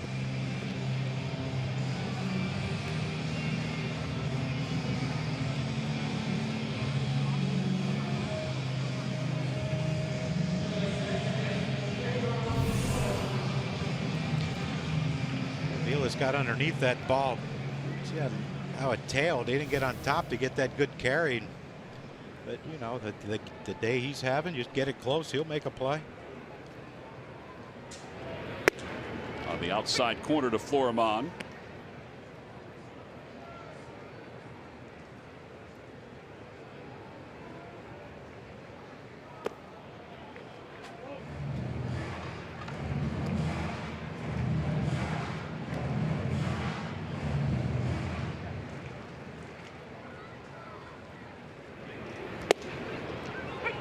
Balls, 2 strikes to Florimon, who's 1 for 2. He's grounded out. He's also singled. He singled out to right field.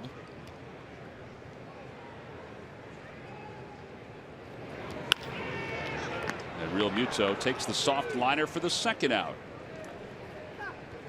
For the rest of the season, enjoy every out-of-market regular season game live at home, in the office, or on with MLB.tv. Your subscription includes At Bat Premium, which allows you to watch live baseball on over 400 mobile and connected devices now and through the playoffs, celebrating 15 years here in 2017. Blackout and other restrictions do apply. Visit MLB.tv for details. 1 ball and no strikes. Galvis is 0 for 2.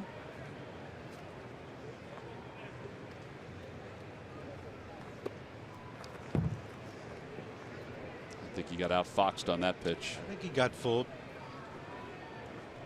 Yeah, that's the thing with Urena. Even though he gave up 3 last inning, he has pitched inside enough to make sure you know that pitch is there.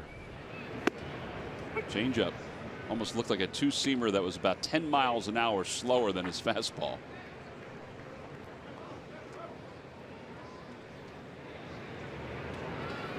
Little tapper.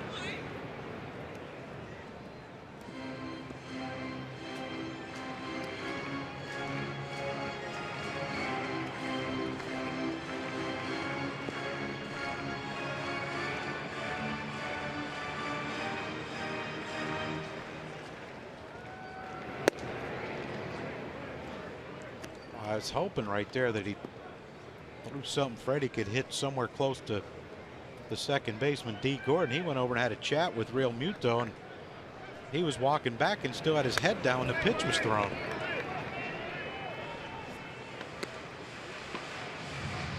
They seem to be having running dialogue, and I guess because Real Muto's an inexperienced first baseman, D. Gordon's helping him out, but I've noticed that they do chat a lot in between pitches. Like you and Mickey used to. Man, Inside 3-2.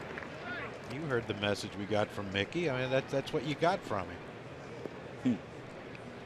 All I wanted to hear from my second baseman was a little cue that our pitcher was throwing a changeup to a left-hand hitter, and I didn't want to hear that if I was holding a guy on first and the turf was wet.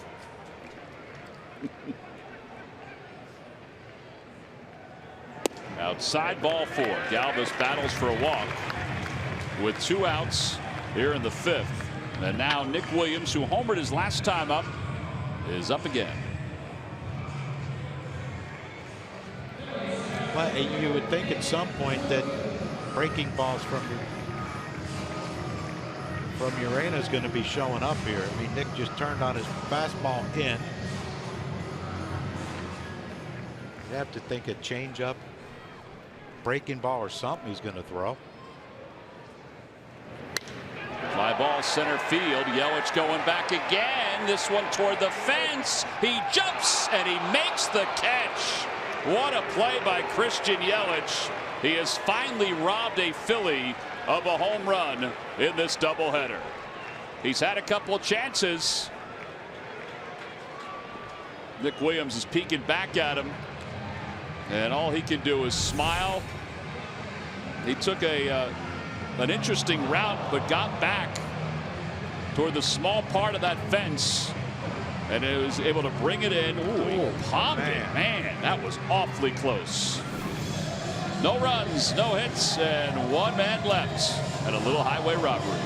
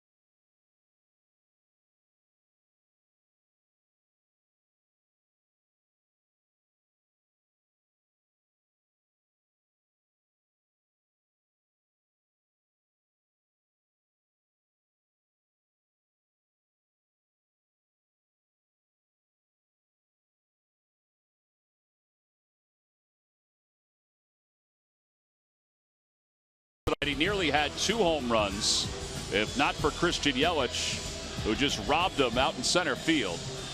That's the joy of having that small fence. You see plays like that. It's also somewhat bothersome when you hit the baseball if you're the Phillies. Yeah, I mean, this would have been big. Made it a 1-run game, but Christian Yelich gets to the fence, jumps, and if he jumped a half-inch higher, that probably hits off his wrist and goes over the fence for a 2-run homer. Strong enough to keep it in his glove as he crashes to the ground. And that's our Hyundai defensive play of the game, brought to you by your local Hyundai dealers. Well, Rios goes back to work here in the 6th, and again, just like Ramos, his job is to keep this at a 3-run deficit now and give the Phils a little more of an opportunity against Urena or the bullpen, because the bullpen is working right now for the Marlins. 1 ball and 1 strike. Yeah, Urena's over 100 pitches. Brian Ellington, the veteran, warming up in the pen. I wonder if his nickname's Duke. That would be cool. Let's check it. You think these guys know who Duke Ellington is? Somebody along the way had to have. Mattingly would know, I think. That's right. Wallach. Some old minor league coach, that's been around a while. His nickname is Ellie. Wow. Let's check and see what he's wearing this weekend for the nickname weekend. Outside corner, good spot. That's this weekend. Yeah. And who do we play? We play the Cubs.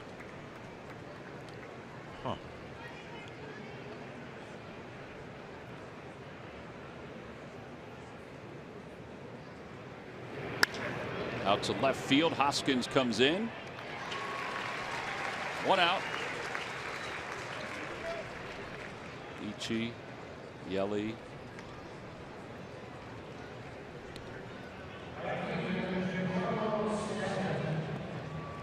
What's Stanton? Cruz. Like C-R-U-I-S-E or No. C-R-U-Z? That's a good question. C-R-U-Z. Ellington is Ellie, so he probably doesn't go by Duke at all.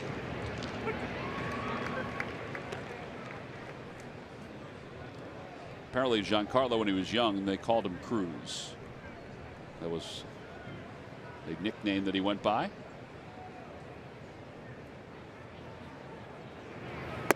Down and away. 1 ball, 1 strike.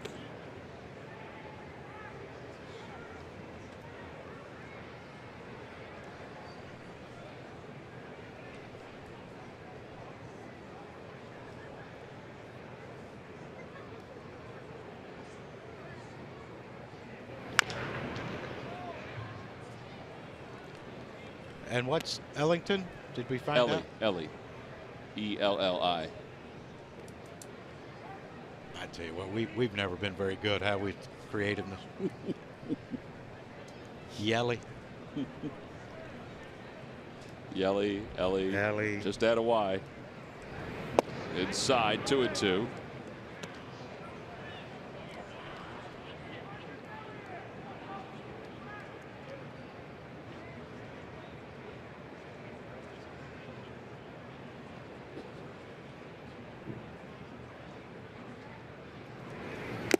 Got him.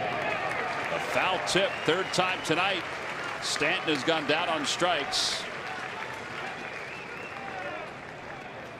Hey, don't forget this Sunday, kids 14 and under, if you come out to the ballpark with mom and dad, you will receive the ShopRite Back to School alarm clock.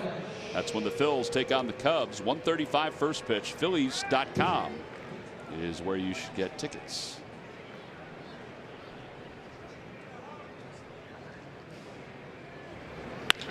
Rocket right at Florimon. And a 1-2-3 inning for Rios. He throws an 11-pitch inning. He's got an inning and 2/3 scoreless in his major league debut. Not too shabby as we go to the bottom of the 6th.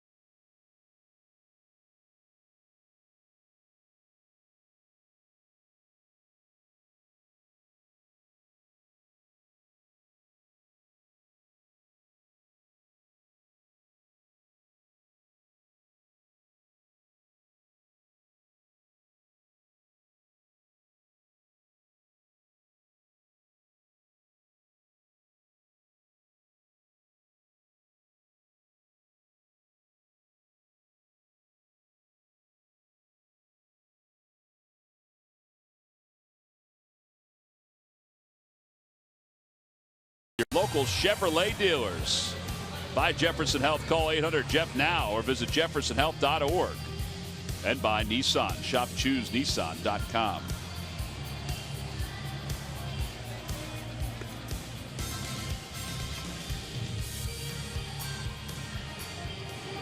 Ellie's into the ball game. Brian Ellington, 24th ball game. 24 innings, 20 walks. 49 base runners in 24 innings. Say Ellie has a little trouble with command. Maybe if you went by Duke, he could hone that in a little. That's right. Changing the world one nickname at a time. Rhys Hoskins leads it off. Rhys is 0 for 1 with a walk. Hit high with that first pitch. Just a little hundy right out of the gate. 100 miles an hour. He's got some pretty good life. That's what you want when a guy throws 100 with no command. Just really get really comfortable. Let it go away. That's not comfortable.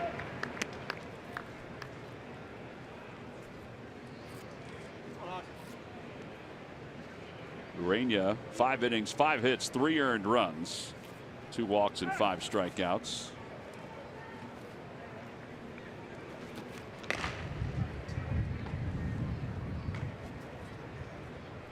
Wind's starting to pick up, huh? That ain't good. A little bit. 99 right down the chute.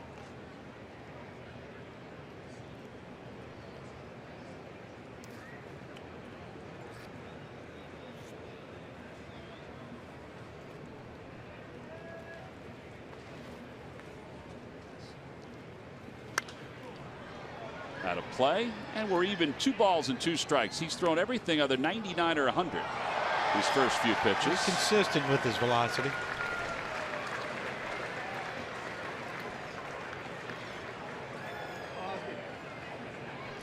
You know, you're talking about a middle guy. He's what, they're 6th and 7th inning guys, long guys, somewhere in that area. Throwing 100. Dropped the slider, and it's 3-2. Hadn't thrown it yet. He had to make sure everyone saw it. 100's not good enough. Let me drop in a little slider on you.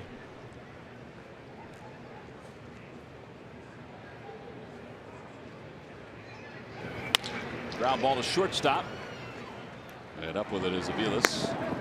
And 1 away here in the bottom of the 6th inning. Stay connected to your team on the road or at the gym. From gearing up for the Eagles season to the Phil's biggest prospects, CSN's got you covered. Subscribe and download now.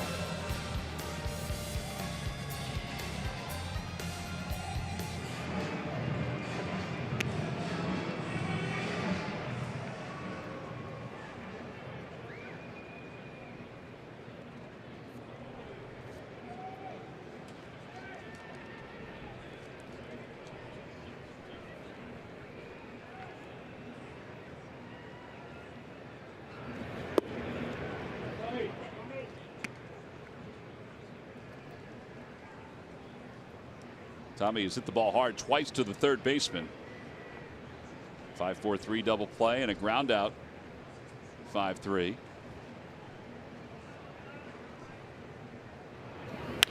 In the air to left field. That is a towering shot.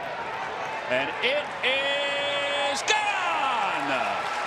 So the home run for Tommy Joseph. It's his 2nd one of the day. It's now a 6-4 ball game. Maybe that first home run and the 2 extra base hits in game 1 got him going. He hit a couple balls to third base that he hit pretty sharp too, and that's you know, that's a good sign for Tommy. And that I've never seen him hit one that high before. But again, first pitch breaking ball. He doesn't throw a strike. A guy throws 100. What do you think he's going to throw? Well, Michael Franco will pinch hit, and he takes 100 outside.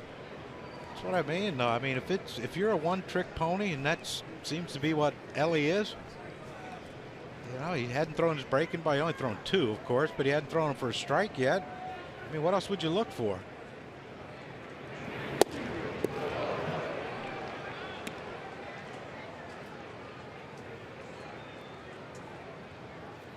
Franco has only 5 at-bats as a pinch hitter.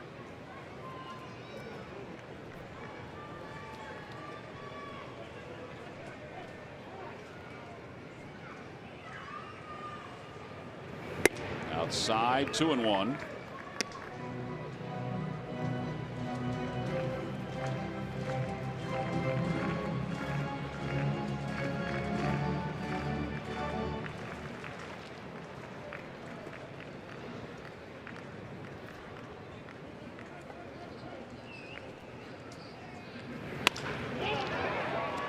One hopper to D. Gordon, who has time to fall and get back up and make the clean throw for the second out. And here comes Andres Blanco.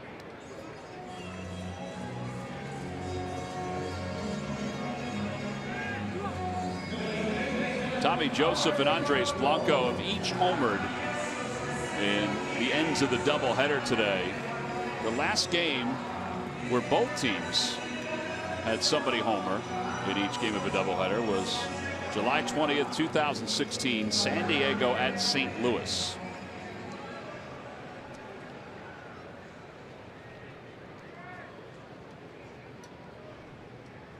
The last Phillies player to do it was Raul Ibanez back in 2009. So the Phillies have had two guys do it. Yeah, well, Zuna did it today, right? Mm-hmm. Yeah, but that happened in 16 with St. Louis and San Diego. Here's Blanco from this game. That was a long one, too. Yeah, that was the end of a 14-pitch at bat.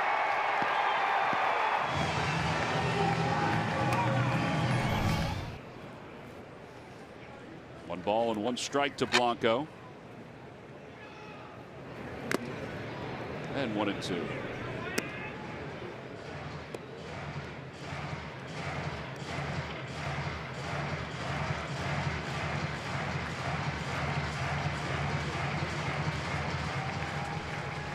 I don't know who he's talking to, but it's a heck of a conversation.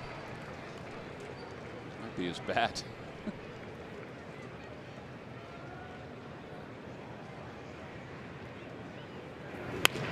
Ground ball softly left side. Aviles is up with it and he throws him out. But the Phillies get one more back on the home run by Tommy Joseph. We've completed 6. On to the 7th. It's just a 2-run game.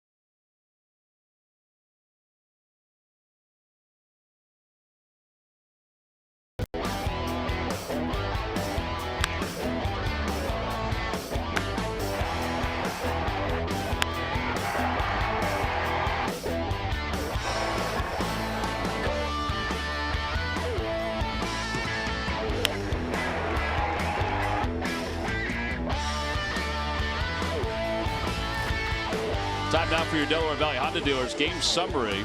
Well, the Marlins jumped out to a 6-0 lead. The Phillies bullpen, though, has held them scoreless for 4 2/3, and that's given the Phils a chance to score 3 in the 4th and then 1 in the 6th inning. So now as we go to the 7th inning, we'll go back to the bullpen, and Jason Terrian will come out.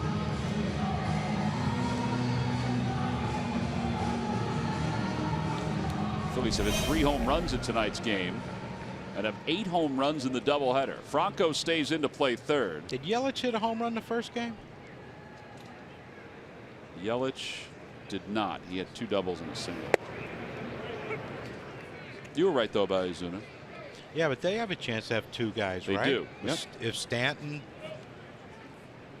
Yelich, or Who else? Ichiro? Ichiro, right?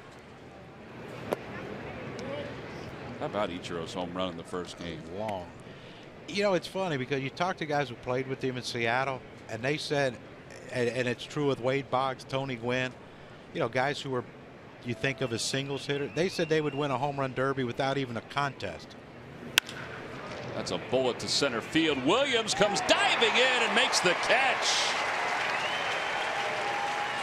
One out here in the 7th inning. He's done all right out in center field. Yeah, he's done good. And, you know, that's a tough one right there because that one's right at him. And, you know, if you don't make the break right away, look how quickly he closed on that ball. But the first step, if you don't break quickly on that ball and you have to make a longer dive and extend your arm a little bit further to try to get it. I mean, you see right there, he still has the bent elbow, so he had some room. But if that ball gets past him, if he's a half a step slow on that ball gets past him, you know, that could be an inside the park home or triple minimum. It was a great shot, too, of watching him in slow-mo coming in to make that grab. 1 ball and no strikes to Real Muto. Thing you love about him is he doesn't take a play off. He might mess up, but he ain't taking a play off. It ain't going to be because he's not trying or playing hard. Which is, I mean, not that we saw him at all last year, but that is a 180 from what we had heard about him last year. Yeah, you heard he could pout a little bit and get down on himself, but it's been pretty fun to watch since he's been called up. 1 ball, 1 strike to Real Muto. Bouncer over to third, big hop. Franco records the 2nd out with Tommy Joseph. 2 away. Every time the Phillies pitchers retire the opposition 1, 2, 3, Comcast will make a donation to Phillies charities. Phillies baseball is brought to you by Xfinity. Xfinity X1 will change the way you experience TV.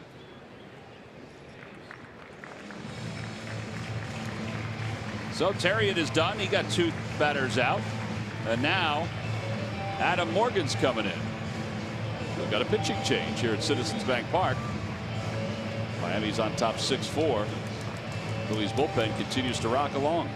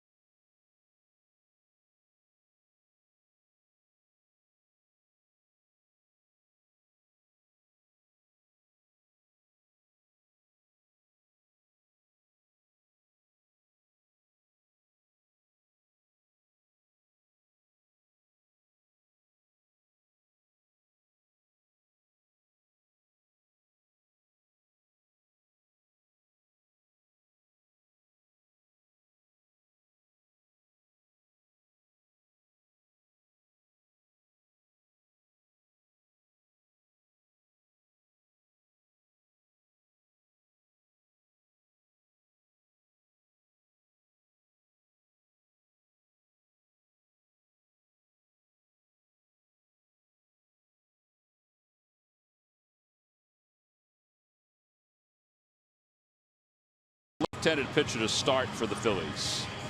Well, I got this one pretty quickly, and he happens to be the gentleman that just threw his 8 warm-up pitches, and that's Adam Morgan. That is correct. Log back on to Phillies.com to find out if you're the winner of a Phillies prize pack.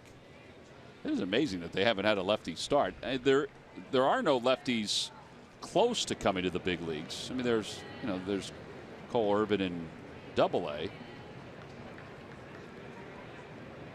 Just the way it works out. Dietrich waves at the first pitch, and it's 0-1. Dietrich's got 3 strikeouts. You didn't think that would be like, well, we better bring in the lefty to face him. I think Pete's just trying to save some arms in the bullpen for tomorrow, and that's why Terrian just got the 2 hitters. He could possibly go tomorrow. He pitched in game 1, didn't he? He did, yep. Outside. 1 ball, 1 strike. Or maybe he wants to try to get a better chance of slapping the 4th strikeout on Dietrich, which we saw down in Florida with Dietrich. Morgan's ERA 4.95. Back toward the middle, off the foot of Morgan and into foul territory, so Dietrich will get a base hit.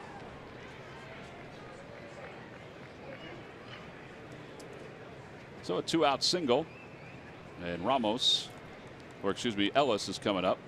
And Scott Sheridan going out to the mound. Yes, with Pete Mackanin. Scott got him pretty good. Yeah, Scott will win this race. I'm sure that's one Pete doesn't care about losing. Looked like he got him just right in the ankle in the front part of his, just above his cleats.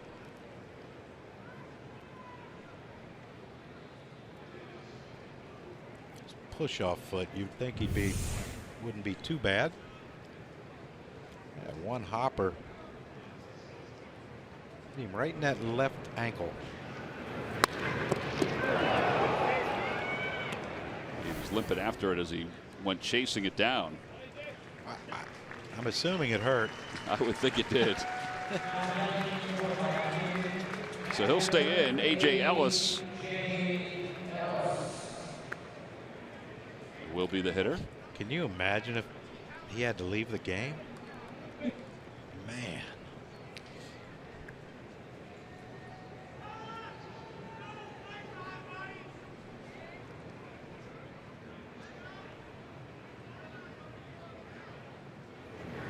Ellis takes a strike, and it's 0-1.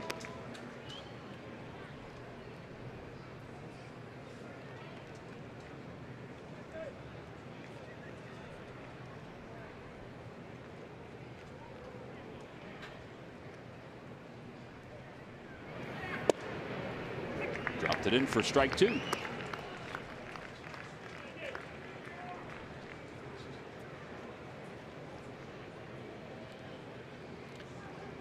Curveball first pitch, change up second pitch. Still has 95 that he can throw if he wants to. They're going to go toward the outer edge, and it was 96. He tried to overthrow that one. He was going to try to blow that one past A.J. Ellis, and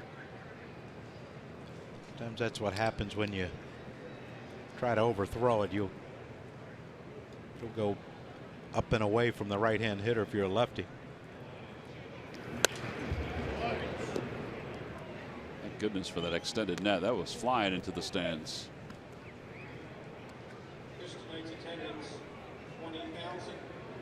Kyle Bearclaw is warming up in the bullpen.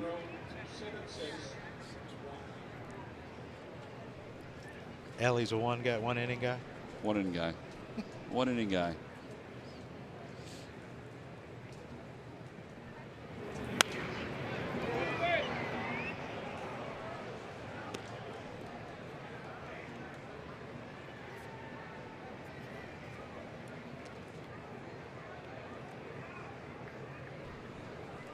We've had some extended ABs in this one, haven't we? Yeah, think about the first inning.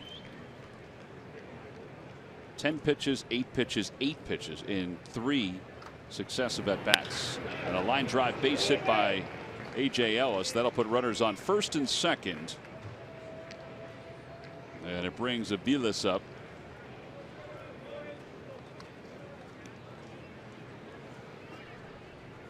A.J. Ellis has been on base 3 times, 2 walks, and now a single.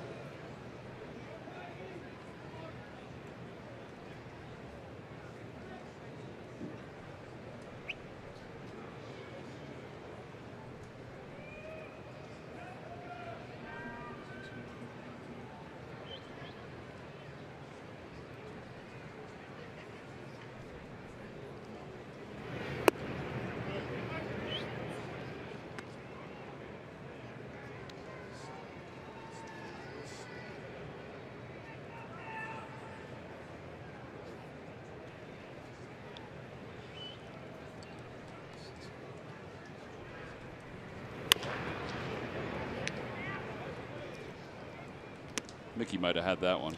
No. No, we're done with Mickey. Yeah, I mean, you know, you watch the approach by Avila. You know, his first move is open up, and you would think that if you can get anything down and away, I mean, it's kind of like the same approach to Maikel Franco. You know, if you get it down and away, how can he hit it? And if he does, he's going to try to poke it somewhere, just try to put it in play.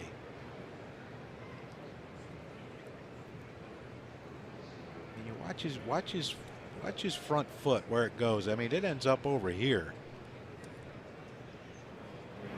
Oh, it sure does. I don't think I noticed that in the first few at bats. Yeah, it's just, you know, and you know, we go away and then we try to come in. I mean, watch his front foot. There's no close up hardly at all. And then it's just a big fly open. And if you throw him something middle in, he's got a chance. He's going to have trouble keeping it fair. But down and away, I don't see what he can do with it. Well, they tried to go down and away again, and it's 2-2.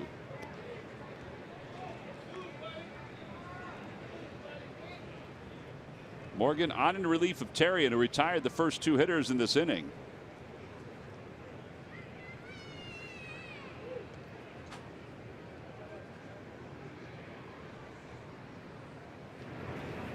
Check swing.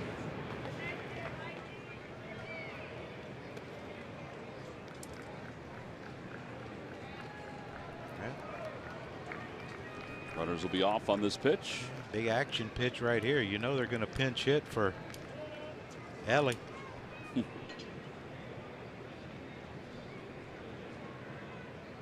Runners go. Pitch is lined up the middle. That'll be in for a base hit. Rounding third and heading for home is Dietrich. The throw by Williams is not in time. Off the glove of Alfaro. And it's now a 7-4 ball game. And that's the first run that Adam Morgan has allowed in his last 8 1/3 innings of work, which has been a lot of situational work. Tell you what, that was a pretty good deke by Alfaro right there. He kind of stood upright. Watch this right here. Now you're trying to get the pitch away. It was away, but it was up. If it's up, you can reach it. If it's down, no chance. But you watch Nick Williams here, 3-2 runner run, and there shouldn't even be a play on this. But you see Alfaro, Dietrich knocked slide, and you look at the on deck hitter Moore staring at Dietrich like, you know, why do I waste my time coming out here to tell you to slide if you're not going to? He did that in San Francisco the other day with Buster Posey. On the base hit to left field where Florimon threw him out. Fastball and it's 0-1. I mean, see this throw, you see how far, and then all of a sudden it's to try to catch and tag. And well, Moore really, I don't know what Moore was doing He was just standing there. Yeah, it's just, they like to watch. Out of play and 0-2. But, you know, on a play like that, I mean, A.J. Ellis didn't even think about going to third because he thought, you know, well, they have to cut it. It's 3-2, 2 outs. And, you know, I'm not going to let them just throw me out at third, but it was a closer play than what it should have been. Now, I'm assuming Dietrich's shin's killing him after hitting that foul ball off of it. Fly ball left center field, playable for Williams. And that's the end of the top of the 7th inning. But the Marlins extend their lead with an RBI single by Mike Aviles. We stretch here at Citizens Bank Park in game 2 of this doubleheader. It's 7-4 Marlins.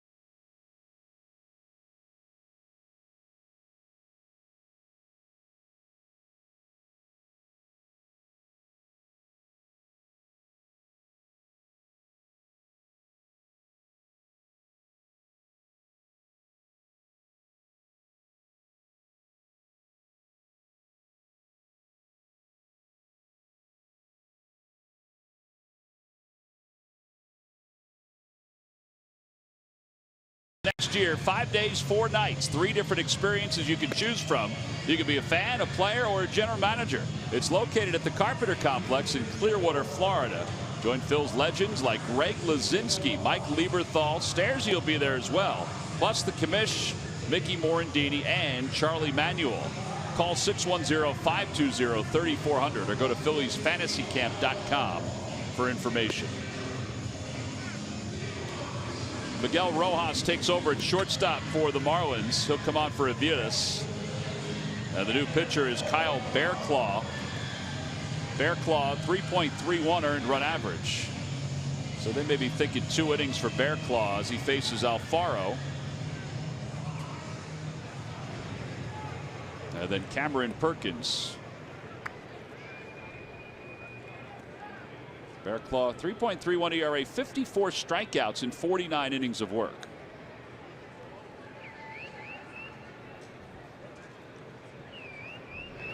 First pitch to Alfaro is in there, 0-1. Well, I was wrong with Daniel Murphy. In the 4 outfielders, it was Joey Votto. Joey Votto. And he doubled down the line. Of course he did. He has the ability to place the ball wherever he wants. He's having, it's hard to say because they're in such a bad team, but he's having an MVP caliber season.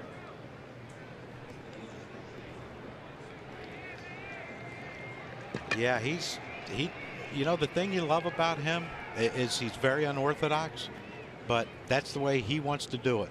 And it's, you know, he works hard at it. He does some things you wouldn't teach. Some of those swings he takes are like, what are we doing? Rojas throws out the hustling Alfaro. And 1 out here in the bottom of the 7th. And Perkins, who grounded out his only time up, is up again.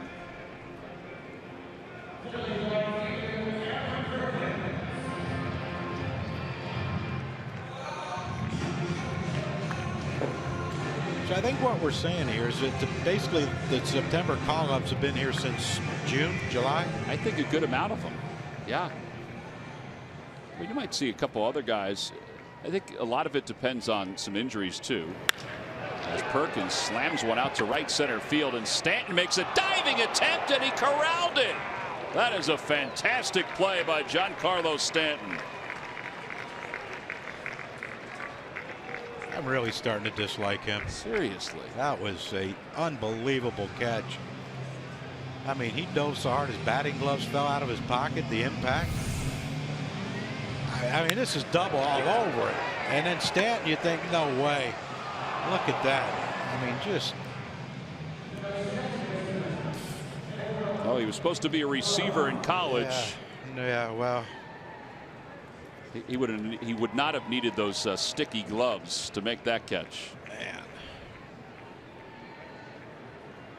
Turns out it's 2 quick outs, and here's Florimon, who's 1 for 3. Outside corner at the knees, 0-1.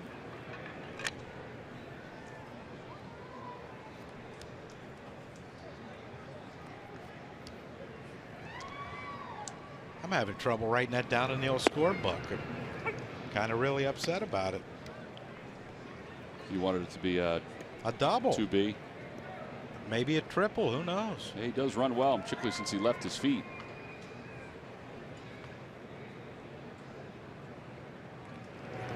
In the dirt, 1-2.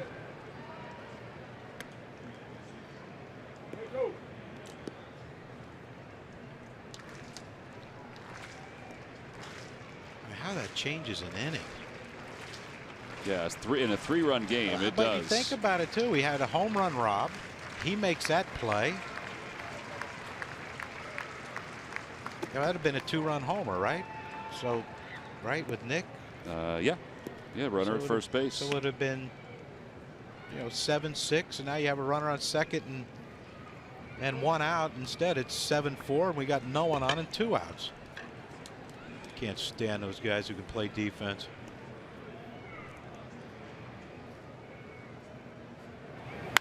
Bouncer to first. Real Muto stays with it, and he'll just take it to the bag. So an easy inning for Bearclaw. It's a 9-pitch inning, helped out by Giancarlo Stanton. The right fielder and the center fielder have both made very good plays tonight. for the Marlins.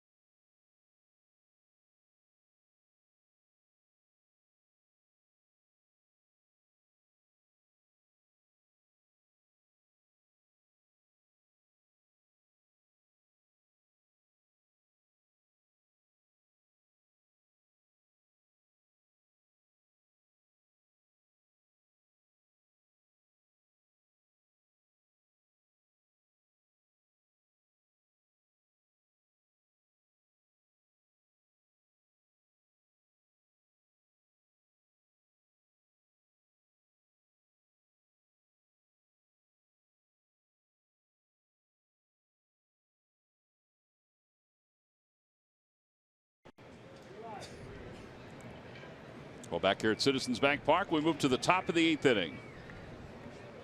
And D. Gordon will lead it off, and the first pitch, a strike from Adam Morgan. Morgan allowed a run in the 7th inning. Pitching here in the 8th, he's got Gordon, Yelich, or Gordon, Stanton, and then Yelich. 0-2.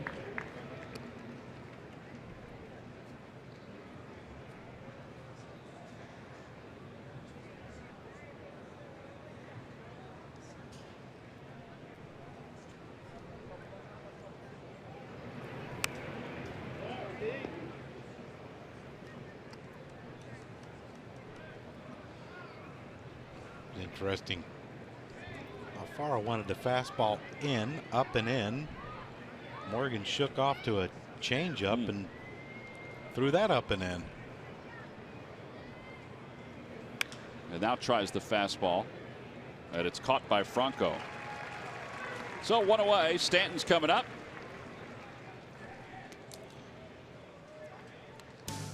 Phillies baseball is brought to you by your Delaware Valley Honda dealers. Hurry to your local Del Val Honda dealer. Visit DelValHondaDealers.com. And by W.B. Mason. Who bought W.B. Mason for fast, free delivery? Nobody does it better.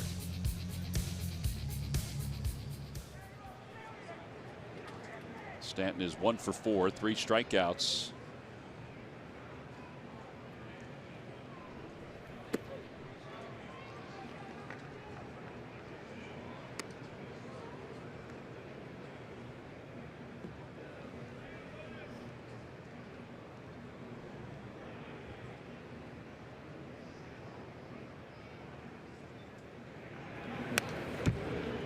Ball, 1 strike. He looked upset that he missed that. Yeah, even his swings and misses look, especially on pitches out over the plate. I mean, he's had some pitches to hit. Maybe he's starting to slow up a little bit. Maybe we're going to catch him in these next couple games not swinging too well. Left side, Florimon. In time, in plenty of time.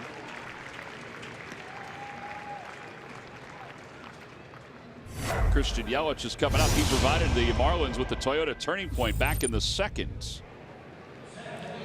Nick Pivetta had been struggling, and fastball out over the plate, and he hit it off that back wall in the Phillies bullpen. And so far the Phillies haven't been able to catch up, and that's our Toyota turning point of the game.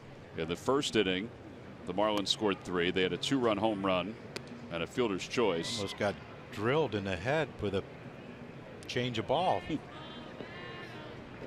And then Yelich provided the 3-run home run in the second inning.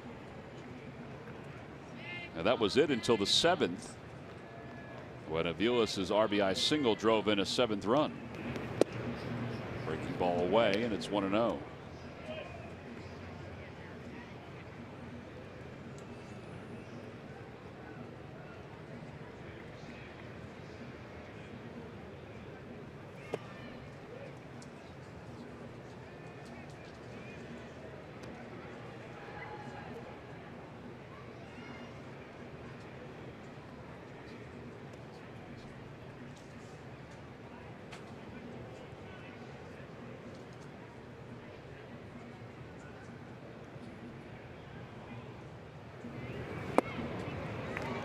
Two balls and 1 strike.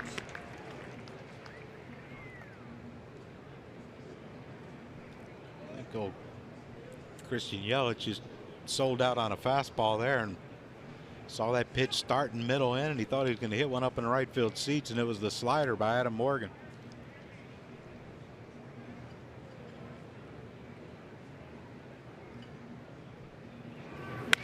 Opposite way, and it's 2-2.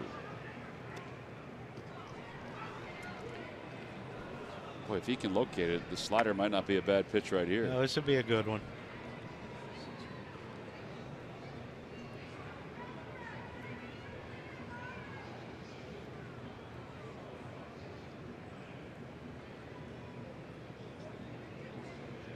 Yeah, he wants it. Let's see if he can get it to the spot. He does. Swing and a miss. Yelich strikes out. And the inning is over. Marlins go down 1-2-3 in their half of the 8th inning. We'll go to the bottom of the 8th. The Phillies down by 3. Freddie Galvis will lead it off when we come back.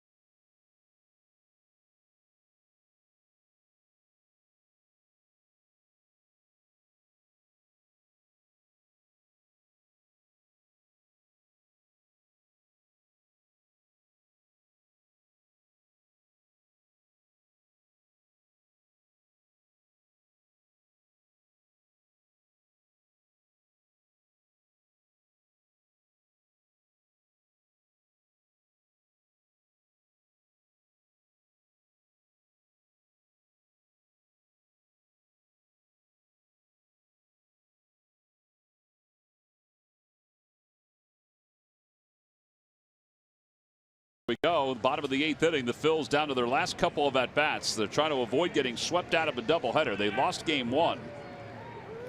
And now trying to come back and win game 2, trailing at 7-4. Dietrich was playing in on the grass as Freddie Galvis looked to bunt it to the left of the mound.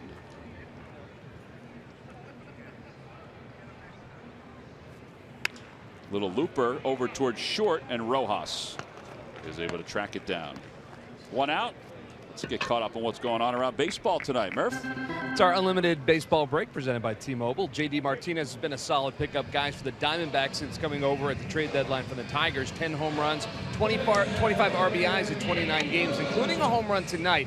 And with that home run, Martinez has now homered against each of the 30 Major League Baseball teams. So he could put that down in his book. That's been pretty good. And the Dodgers' Adrian Gonzalez also reaching a milestone today with a double in the 6th inning. Career hit number 2,000 for him. He is just off the disabled list, only been back for about 3 games, gets career hit number 2,000 today. So congratulations to Adrian Gonzalez. He seems like he's got about 2,000 hits against the Phillies over the last couple of years, Yeah. if you ask me. When I saw that story pop up, I'm thinking, I thought he was zeroing in on 2,500. He's been around long enough. He's a good player. Yeah, he is. And they're going to need him now because Bellinger's going on the DL. Yeah, you know, I thought when he went to Boston, I thought he would battle for a triple crown because he has that ability to hit the ball the other way, and he could play pepper with that green monster, and he still has the power to hit it out to right field there. But man, it just didn't work for him there. And yeah, he goes back to his more comfort zone in Southern California. Had great years with the Padres, now great years with the Dodgers. 0-2 pitch to Williams, a breaking ball. This East Coast baseball ain't for everyone. Takes a different soul. Kidding. How about Martinez and what he's done since he went over to Arizona? Everybody talks about Jay Bruce being a good acquisition, Yu Darvish being a good acquisition. Those are some nice numbers from J.D. Martinez. Didn't Darvish go on the DL? He did. Sore back. And yeah, you know, J.D. Martinez, can you imagine if he was still with Houston? Oh. But, you know, they had him hitting a certain way, and, you know, when he got to Detroit, they said, you know, you figure out what's comfortable for you, and he went back to his old way of hitting and just took off. 2 outs, and here's Hoskins, who is 0 for 2.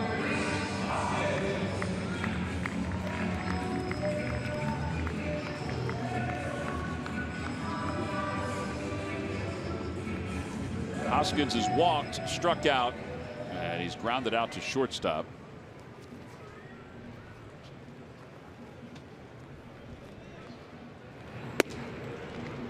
That one just didn't hang enough. It was hanging, but it stayed inside. Yeah, if that thing leaks out over the center of the plate, you would have to think that Hoskins would put a good pass on it.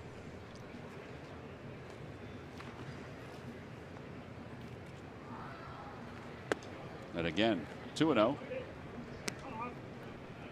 Now, I haven't been noticing, but has that gentleman been sitting behind home plate the entire game with the tie on? I don't think he was there in game See 1. him over here with the. Yep. I don't think he was there in game 1. It's awful muggy to be wearing a tie, ain't it? He's wearing it well, though. Yeah, oh, no doubt.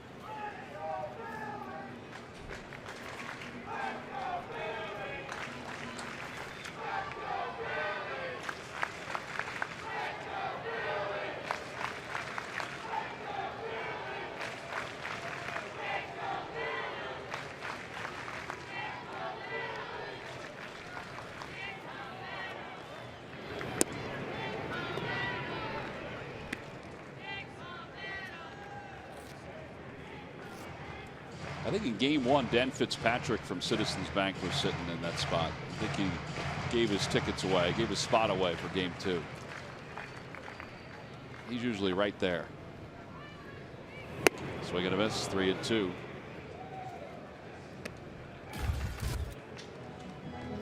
Johnny, you afraid of lightning? Only when I have metal stuff all over my head. Headsets. Mm-hmm. You're grounded. Yeah.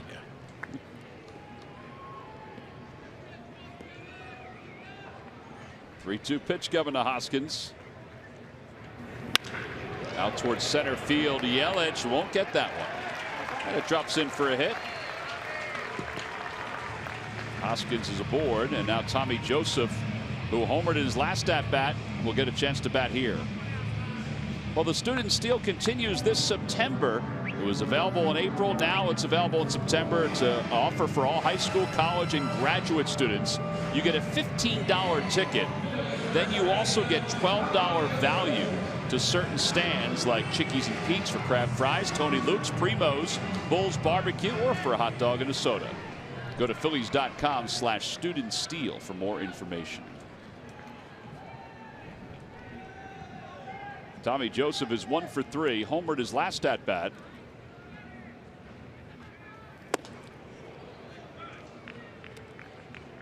0-1.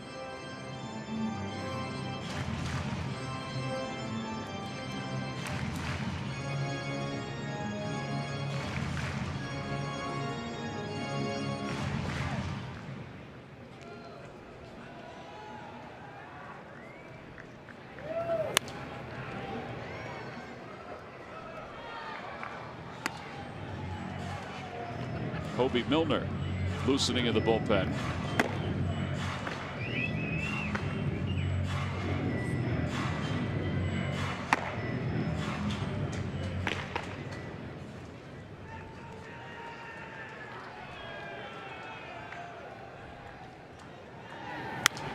Popped him up. Ellis off with the mask. And he totally misjudged that one. It came back more than he thought. I don't think Bruce Streckman got in his way. I think he just misjudged it. Kind of got himself caught.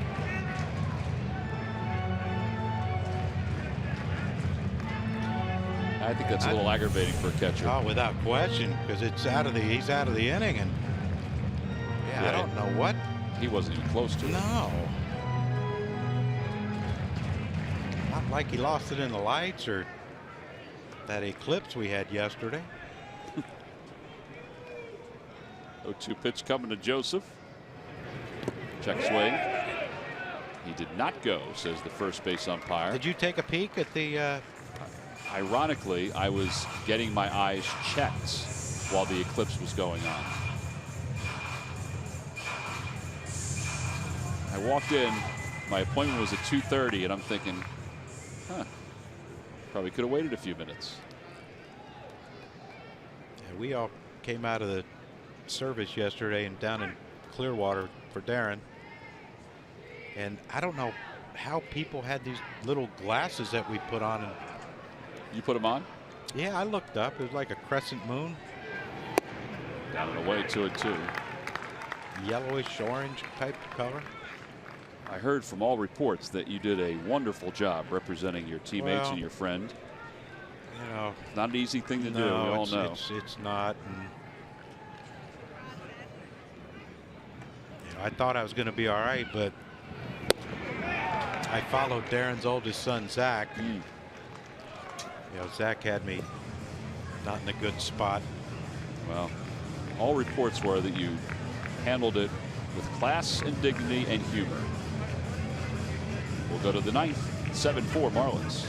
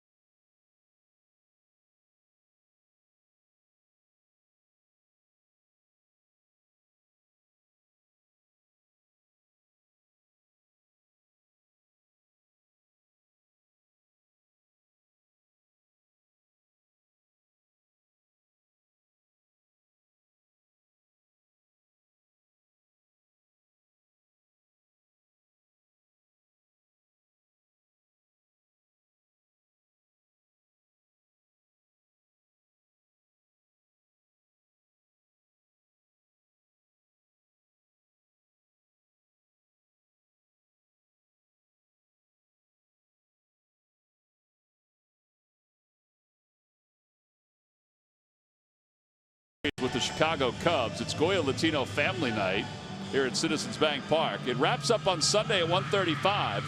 It's the ShopRite Back to School alarm clock, free to kids 14 and under.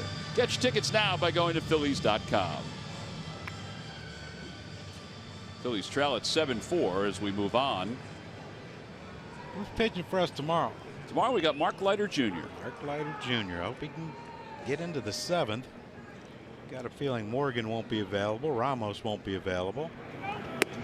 Ozuna takes a breaking ball high.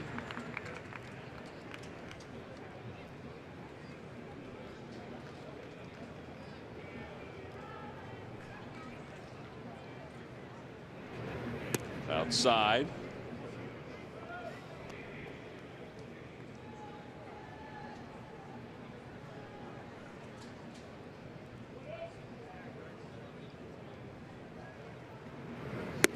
Up and away.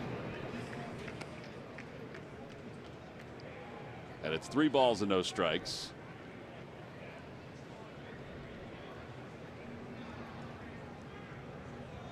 This will be the 34th pitch.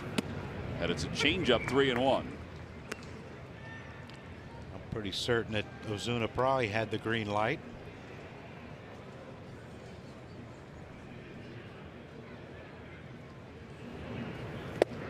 Out in front of another changeup. Look at that pose, John. That'll be his statue when he retires.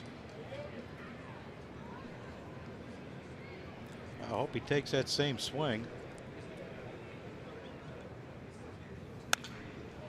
They tried to sneak a fastball by him.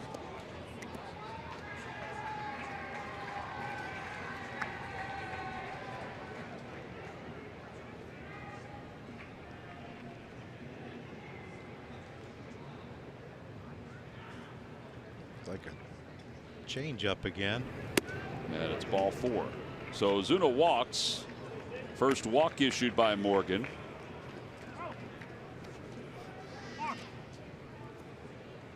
And here comes JT Realmuto.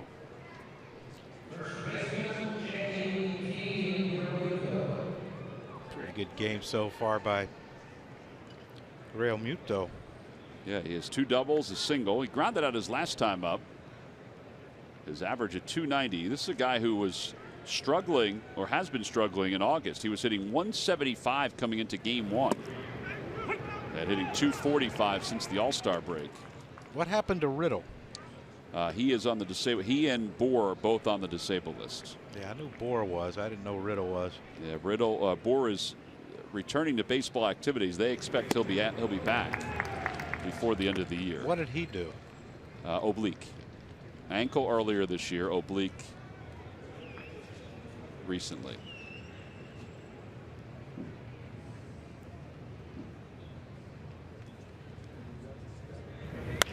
Foul ball. Remains 0-2.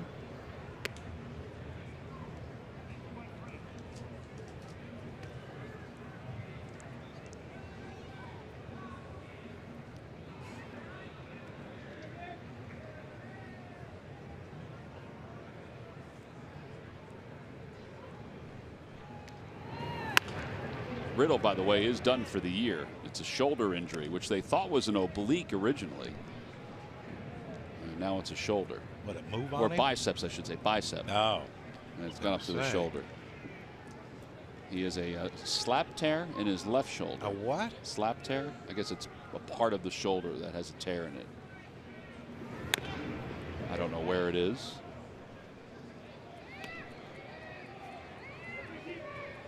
Grounds crew is waiting. No, they better wait. Let the Phillies score 4 here in the bottom of the 9th and we go home.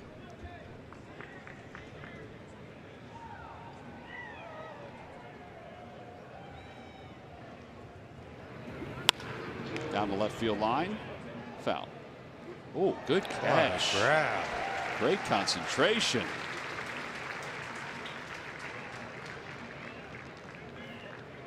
He has the Phillies backpack on too.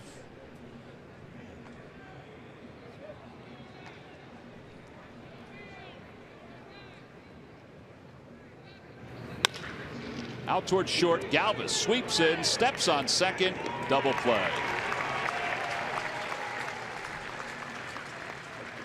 I'm glad that Morgan didn't flag that down. Yeah, he could have deflected that away from Freddie. Oh, coming up after the ball game, Marshall Harris and Ricky Vitalico are standing by for Phillies post-game live, presented by Cure Auto Insurance. They'll talk about the 6-run first 2 inning for the Marlins, and this little bit of a comeback for the Phils. And Nick Pivetta struggling those first couple innings.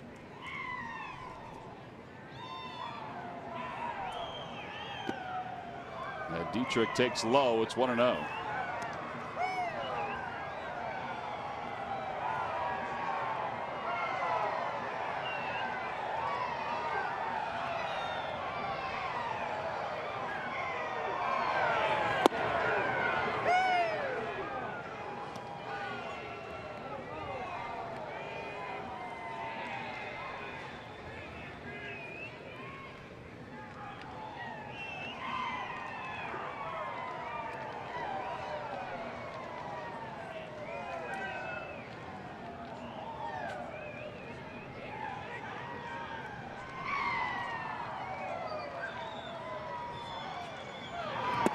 Outside, 3-0.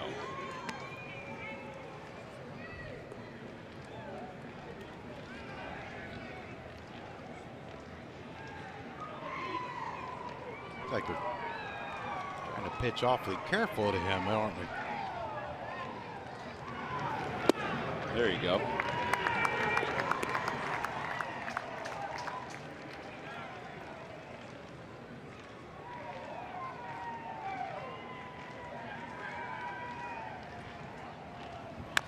Bouncer toward the middle. Florimon charging, has it, throws, and a little wide of the first base bag. And Dietrich is safe. That's his second infield hit. And Pete Buchanan's going to come out and make a double switch. So Adam Morgan is done. They're going to bring in the lefty Hobie Milner.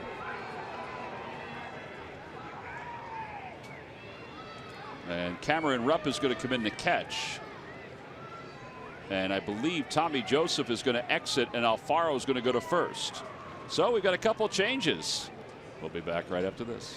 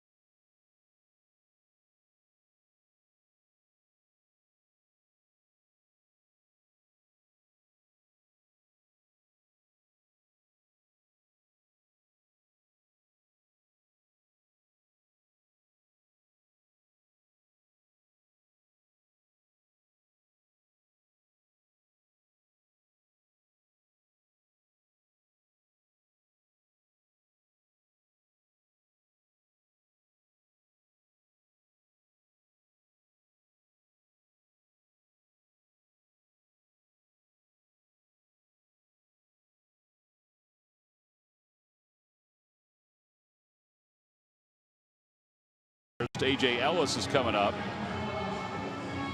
Phillies have made a couple switches. They move Adam Morgan and Hobie Milner are both standing here, and nobody came out to take the baseball from Adam. Pete went out to the umpire, made the double switch, but never went out to the mounds. As the rain starts to fall here at Citizens Bank Park, as Ellis takes inside 1-0. That was kind of strange.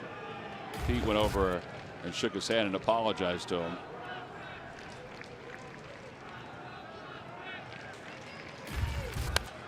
Ellis fouls it off to the right. Well, you remember one of Don Mattingly's first games managing with the Dodgers. He went out to the mound. He didn't take the pitcher out. He walked off the mound, was in the grass, went back, and that's considered a second visit. Trip. And he had to take the pitcher out without anyone warming up in the bullpen. I remember Joe Torre did that when he was first managing. I don't know if he was with the Cardinals or with the Mets, if it was that far back, but you know, the 2-trip rule. 2-2. Johnny, we got a little precipitation. Little. Just a little. Also got some lightning too, which I'm not even looking at that. Ground ball, foul, Freddie Gonzalez. that way, Freddie. Good move. Good reflexes there by old Freddie, my old buddy. See, I don't think getting hit by raindrops is going to hurt you, but if that lightning gets you, it can do some damage. Swing and a miss. He got Ellis with a changeup, and that wraps up the 9th inning. No runs, 1 hit, and 1 man left. Last chance for the Phillies as we go to the bottom of the 9th. It's 7-4. Marlins on top.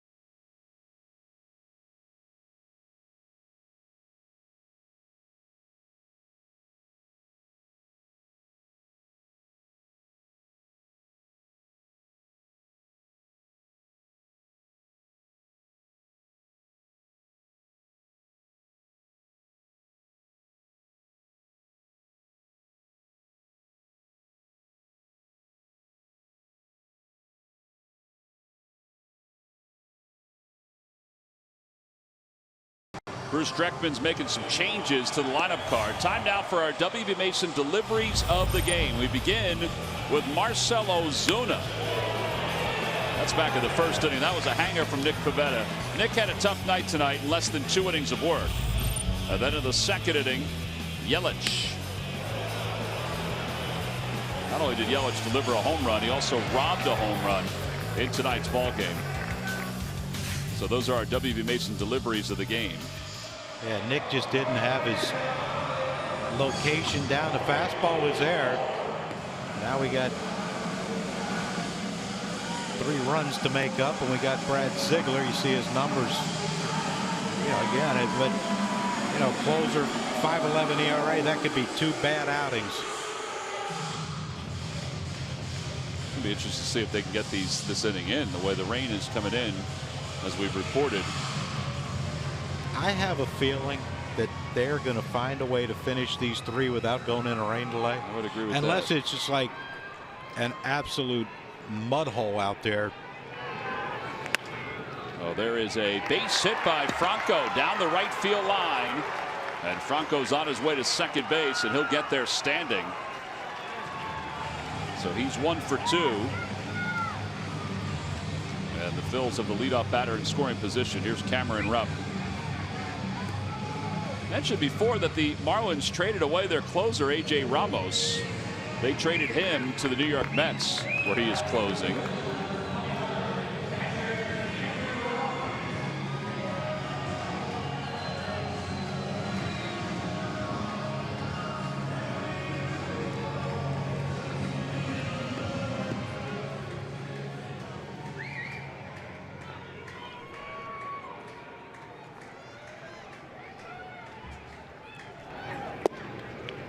Cameron takes a strike at the knees. It's 0-1.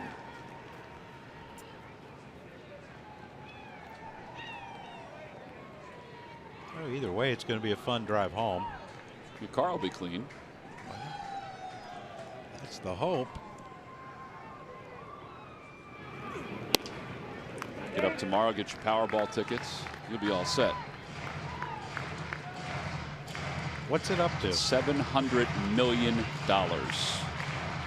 I think I can make that work. Yes, you can.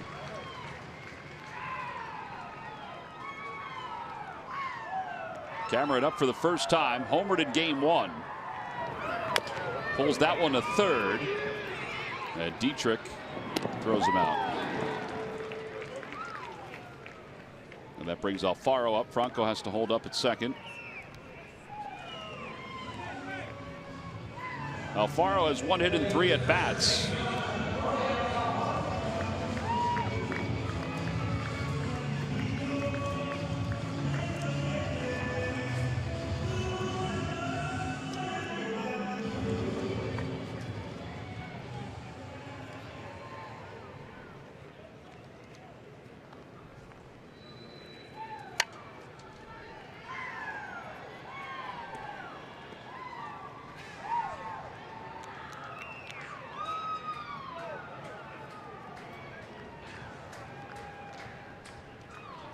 Joe Pargola behind home plate, the gentleman with the tie, said the rain is rather refreshing right now.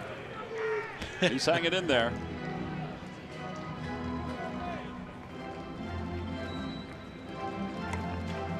There he is. He does look refreshed. Doesn't seem to be the least bit bothered by the rain. No.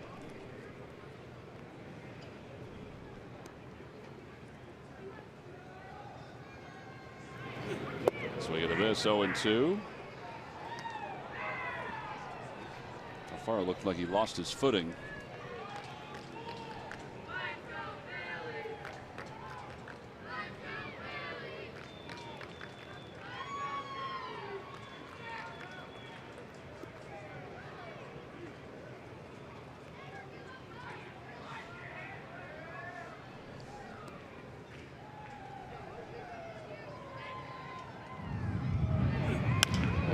Thunder bounces around in the background.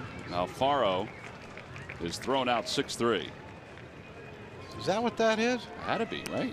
I don't know. It's pretty familiar with the sound of someone rolling cakes down a hallway. You think that's what that was? Why? I'm hoping they're bringing one in here. I just thought we were too far away for that. There's Cesar to pinch hit.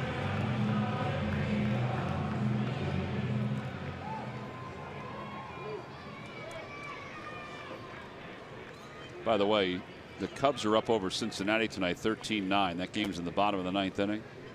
You know who's playing third base for the Cubs? Rizzo. Anthony Rizzo's playing third base for the Cubs. I thought he did that either earlier this year or last year. He didn't. No.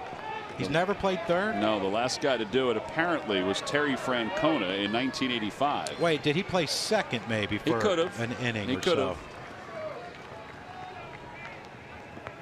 Oh, boy. Cesar lines it foul, and it's 0-2. The rain is picked up. You think? No balls and 2 strikes. So's the wind. Might sleep in there on the couch in the office. Get up in the morning, drive back. Make sure the door's open, though, because it's cooler if the door's open. Cesar's hit by a pitch. That means the tying run is coming to the plate. And Pedro Florimon.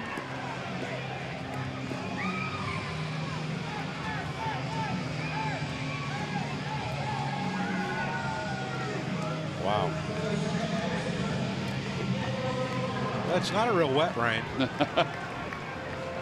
But I'm thinking if Florimon can get one up in the air to right field, it's going to go. Even if he hits it to center and it hooks out.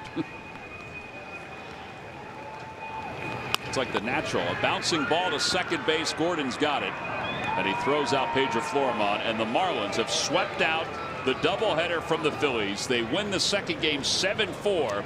And they have climbed back to the 500 mark for the first time since they were 10-10.